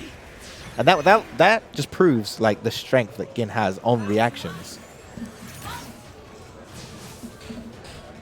Okay. Oh, wow, ooh, wow, weird interaction. Takes the full brunt of the flame, but unfortunately too high to continue the combo. He got grabbed by those little dinosaur arms. Charizard having the positional advantage. Yep, and that will. Oh. Unfortunately, he got rid of the one that he was on, but it bounced back into the one behind him. Set by the trap. Okay. Oh, that was nice. Yeah, because Razor Leaf doesn't actually cause hit stun. That means you can kind of walk through it, move through it. Evading Snivy and the trap setups. Yep. Oh, I see what he tried to do. It was just very unfortunate. He was trying to do that. He's trying to bait out a response, but because he knows the seeds are there. Oh, wow. A nice run-up grab. Yeah, that's so that's one of the things that Charizard has, is that he can anti-air and he can go straight into flight. Yeah. So it makes it hard to punish it sometimes. And now Jin is on like the match point, I believe, because we're doing like a first to 3 this one. Really? Yeah. I didn't know that. But you know what? Maybe we just wanted like a quick little thing to run out the day with. It is quite late. These guys have been at it for ages. Oh, gets the flamethrower out of there. Yep. This is unfortunate. Yep, straight into the trap. Nice backdash. Giga Drain. Now this is the classic. This is like every Septon knows this. Except for he missed the end of it. Not getting the Giga Drain conversion. But still getting on quite some good damage, and now Oh my god, he was this saved. could be the last hit of this match. And that's going to be it. That's going to do so Yeah. much damage. He's going to get the combo follow-up. Oh no! Oh no, it does not do it. Okay. And now the option to use Synergy Burst and to get in as much damage as he did before. Whoa, no way. That tail went around the world. Whoa. He tried it again. That has so much range. Oh my goodness, that Oh. was dangerous. Oh, my god, he got Oh. it again. Didn't get to use the burst, but it doesn't matter. Do you see how much damage he did? It's not over yet. Oh my! If this is a comeback. Okay. He decides to burst. I would do that. No, you just want to get him off. He's like, no, get off me. But unfortunately, Char getting hit by the leaves. I don't know what caught me there. That looked very funny. That was crazy. Oh no, I thought maybe they are doing a first. Okay, So- okay, they're doing a first to 5, but I believe this is the last first to 5. Yeah. So this is the last first to 5. There's no more. I was mistaken. So Jin is up 3-0. Yeah, then it is first 5. Yeah, and we're we'll go with that. We're going to see. Yeah, I thought it was the first to 3 for this last one, but it's okay. So that means Char can still adapt. He's doing some things differently. Seems to be kind of working. I mean, it's very unfortunate, some of these interactions. And things like this, Leech Seed, if you can't get rid of Leech Seed, then like it's really hard to deal with the area Yeah. denial. Now Razor Leaf is active, and Char now getting put into dual phase. Ooh, the Leaf Storm. That's very good conversion. Yep, backdashes Snivy lets him at least get the EV. Unfortunately, But just still clips. getting hit by Snivy. Yeah, I think he needs to do the charge jump X less. Because he's just diving into whatever Gin is ready to do. And the Flare Blitz as well. Like, Flare Blitz is great. Don't get me wrong, it's a good move. But, like, the fact that he jumps backwards, in this matchup, because of Leech Seed, it's difficult to deal with.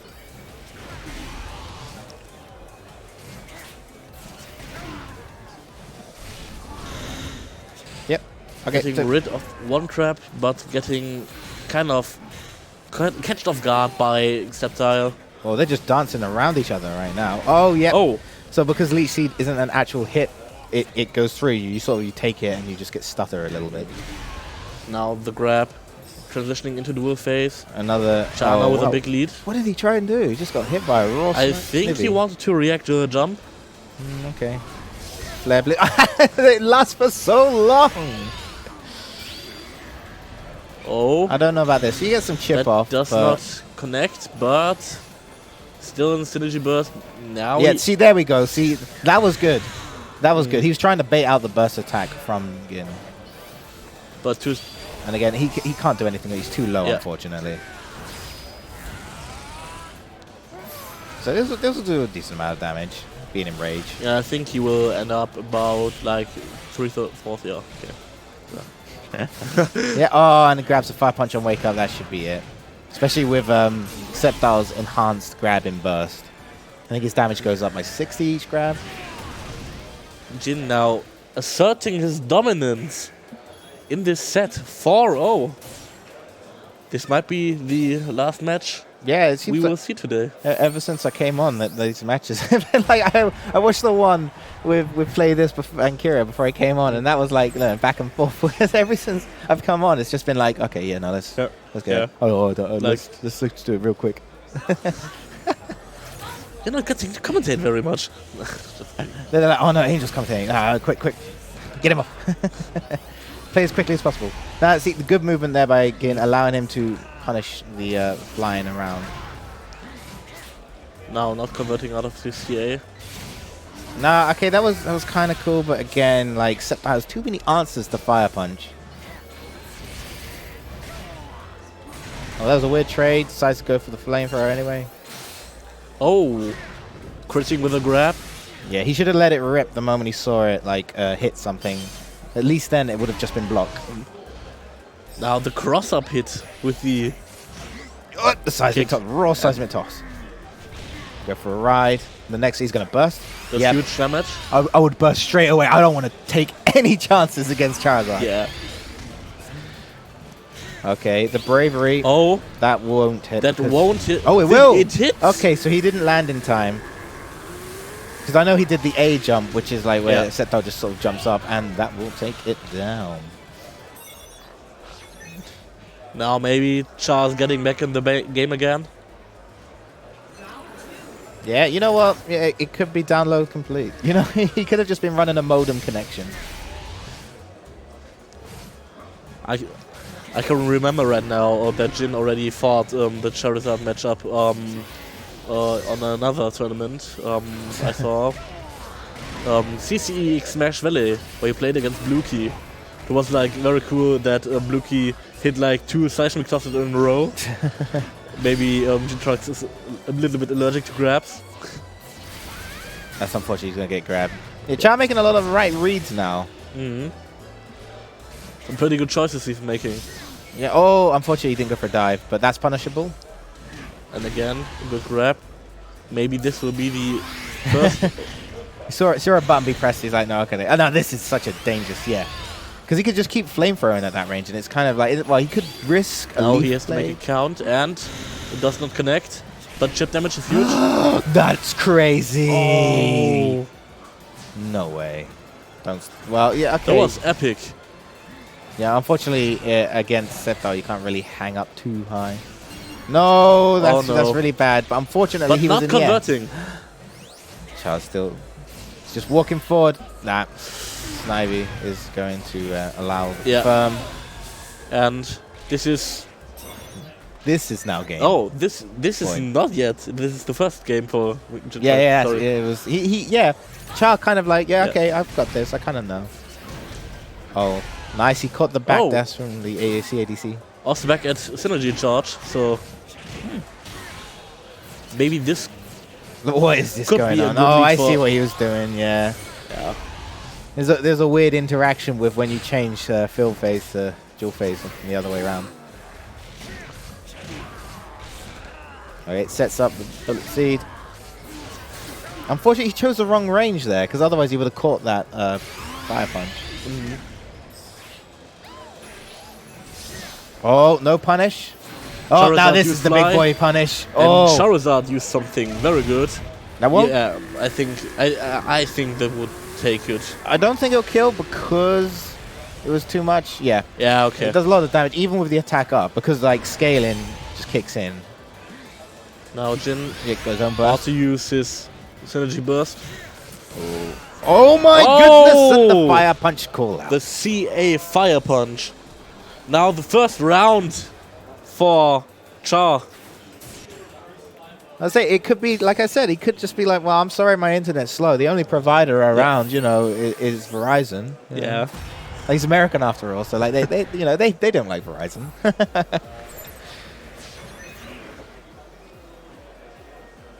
So we're going into it again now. Char. I feel like that's a good confidence boost, especially this. Ooh, where you want him in the corner against Charizard. Like you said before, it's about putting yourself. I think it was you, or maybe it was Rillafuda too. Putting yourself on the board. Yeah, the moment you put yourself on the board, it's good because it's like, it gives you some sort of confidence boost. Yeah. 'Cause you're like, okay, I might, you know, even if I'm like not as good as I want to be, I'm at least good enough to do what I want to do and like do something, like get somewhere. It's just very demoralizing. Yeah. Unfortunately, he gets hit by that.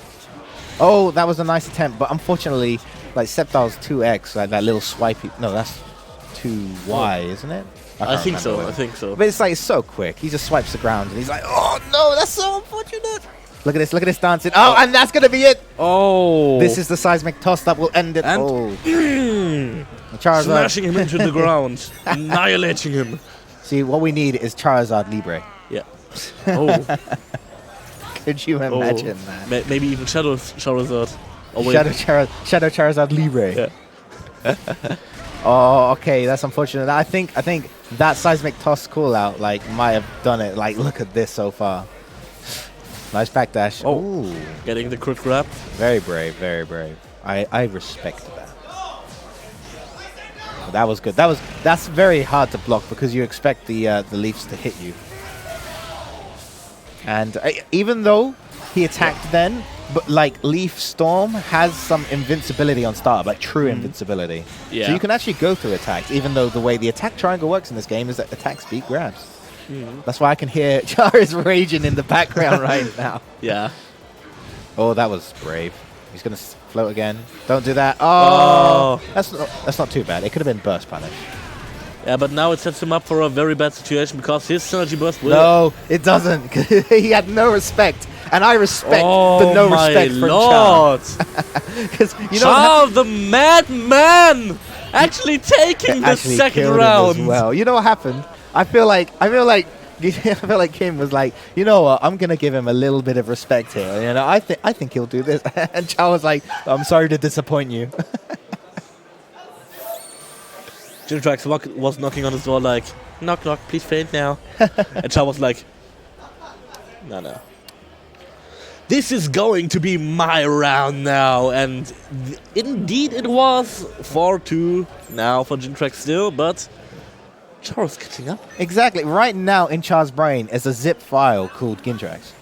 Yeah. Like that is how it is right now.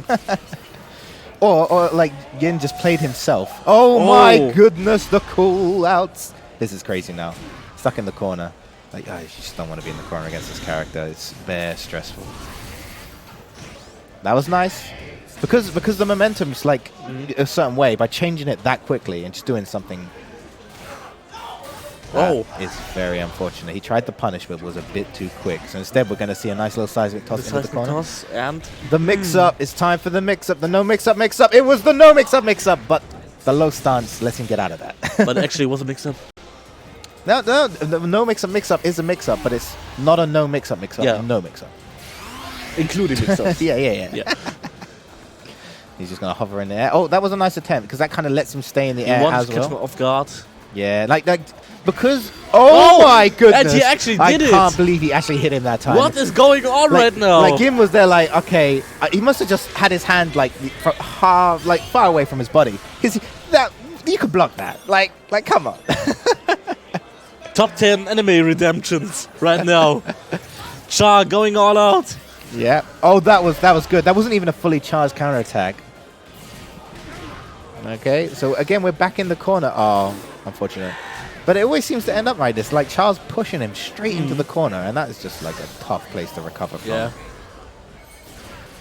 Oh my goodness. Getting caught up in the CA. They had like a little stare down. So much range. This character's tail. Yeah.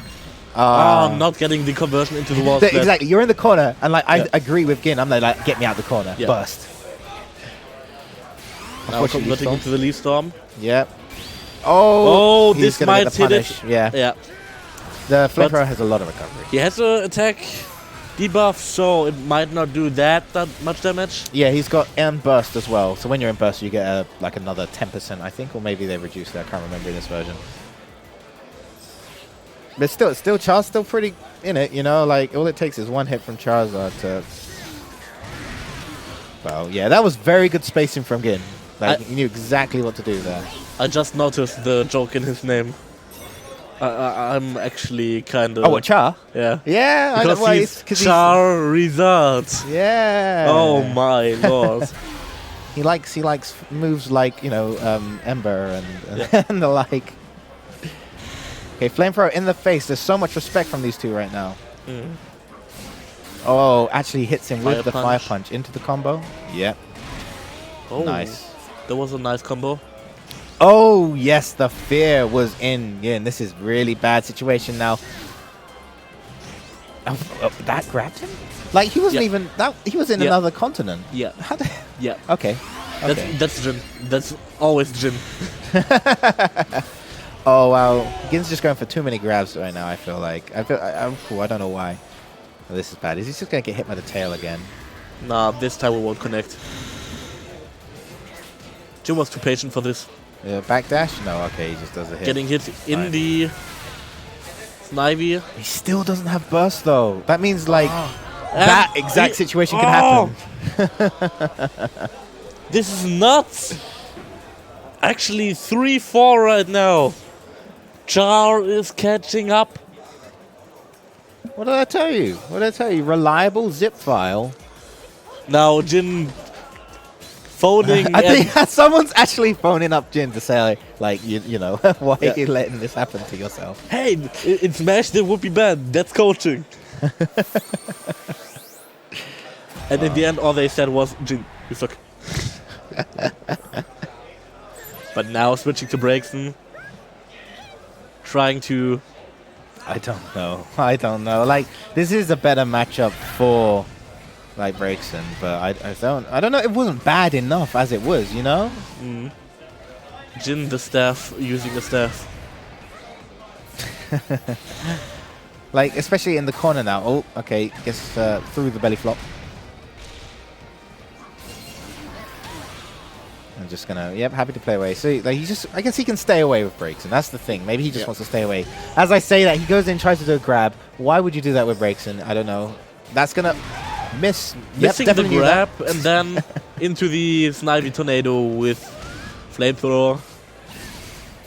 That's unfortunate. Yeah, because the amount of hits that Fire Spin has, you can't go counter throw it with Fire Punch. Again, maybe staying in the air a bit too much. Maybe he just needs to kind of dash up. I know Charizard's slow. Against Braixen, it doesn't seem too bad. Oh, so much damage. Yeah, oh, that was nice. He jumped back. He's like baiting something. I like that. Wait, so when he's in the air, his burst actually stays as long as he is in the air. Yep. It doesn't run out until he hits the ground. Oh, that is awesome. So you'll see. Oh my god! It left him with 1 HP. Yeah. Everyone. Oh, that was unfortunate. That was a scary situation. But yeah, Charizard's burst doesn't run out until he hits the ground. So you can. That's why you see a lot of Charizards just hover in the air near the end of their burst because they're like, well, you can't do anything. I'll run the clock down a bit.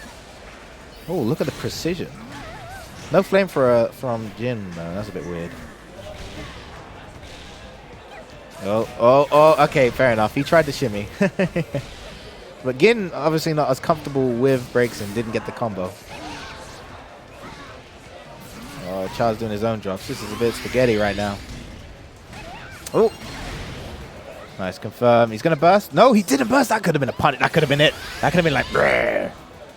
Yeah, I'm kind of trying to guess right now how Char will react to his breaks. He can't react to that. Yeah. He was too low again. I think, well, maybe, I don't actually know, but he was pressing a button anyway, so it doesn't matter. You know, he's going to get hit by that. Now with his attack up, a sudden burst that might connect would actually take this round. But instead letting his burst run out, it wouldn't have had enough range anyway. Yeah, especially in fill phase. Yeah. It's like not as good. Oh my god! Oh, it didn't go through. Sometimes you just gotta let it rip. No, that's bad. Yeah. Seeing the Snivy but getting hit by the last hit. Oh, okay. Trying the fair blitz. Oh wow! He just sunny day. Projectiles and he's just going all out. Oh my goodness! But getting hit by 5Y after the missed grab. That's so unfortunate. And so this last match of the day went to Jintrax 5-3. Char now in defeat.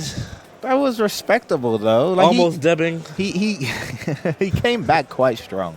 Yeah. Like especially going 4-0, and then he managed to get 3 in a row. It was an insane match.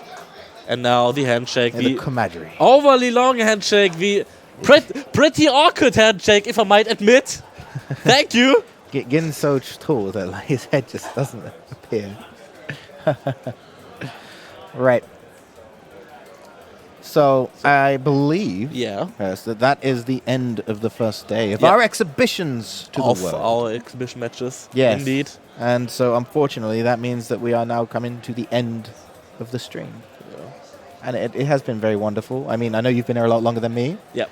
Well, not too long. Not too long, but you know, you made it. So, I guess you want to say anything to the stream before we go? Yeah. I hope this whole stream was exciting for you today, and I hope that you will tune in tomorrow when we. Huh? They're doing another match. Why? What? No, we're not. We're not doing another match. Ignore them. You know, the stream team, they got this. Someone trying to get us out of schedule. We hope that you enjoyed it, and thank you for informing me. I hope you'll tune in tomorrow for some more Pokkén hype when we will actually do the Sheffield Regionals championship bracket. Yes, that's right. Tomorrow we're going to have, like, I don't know what we're streaming, but we're going to be streaming Pokkén. It'll be most of the day. I believe we start streaming at 11, which is when the Pokkén Masters starts, and that is going to be over 50 people I know so far. More in a day, maybe. We're going to be fighting for the 4 spots at Worlds, where they can fight for more glory for their respective countries. And on top of that, we actually have a seniors bracket, I believe. I don't know if we're streaming that or not. We might do. It might get to that point. We'll have to see later. But there will definitely be a lot of action. Yeah. Don't miss it out. So I'm Angel, and I'm Hirschelat. Yeah. And we are wishing you a great day. Yep. So thank you.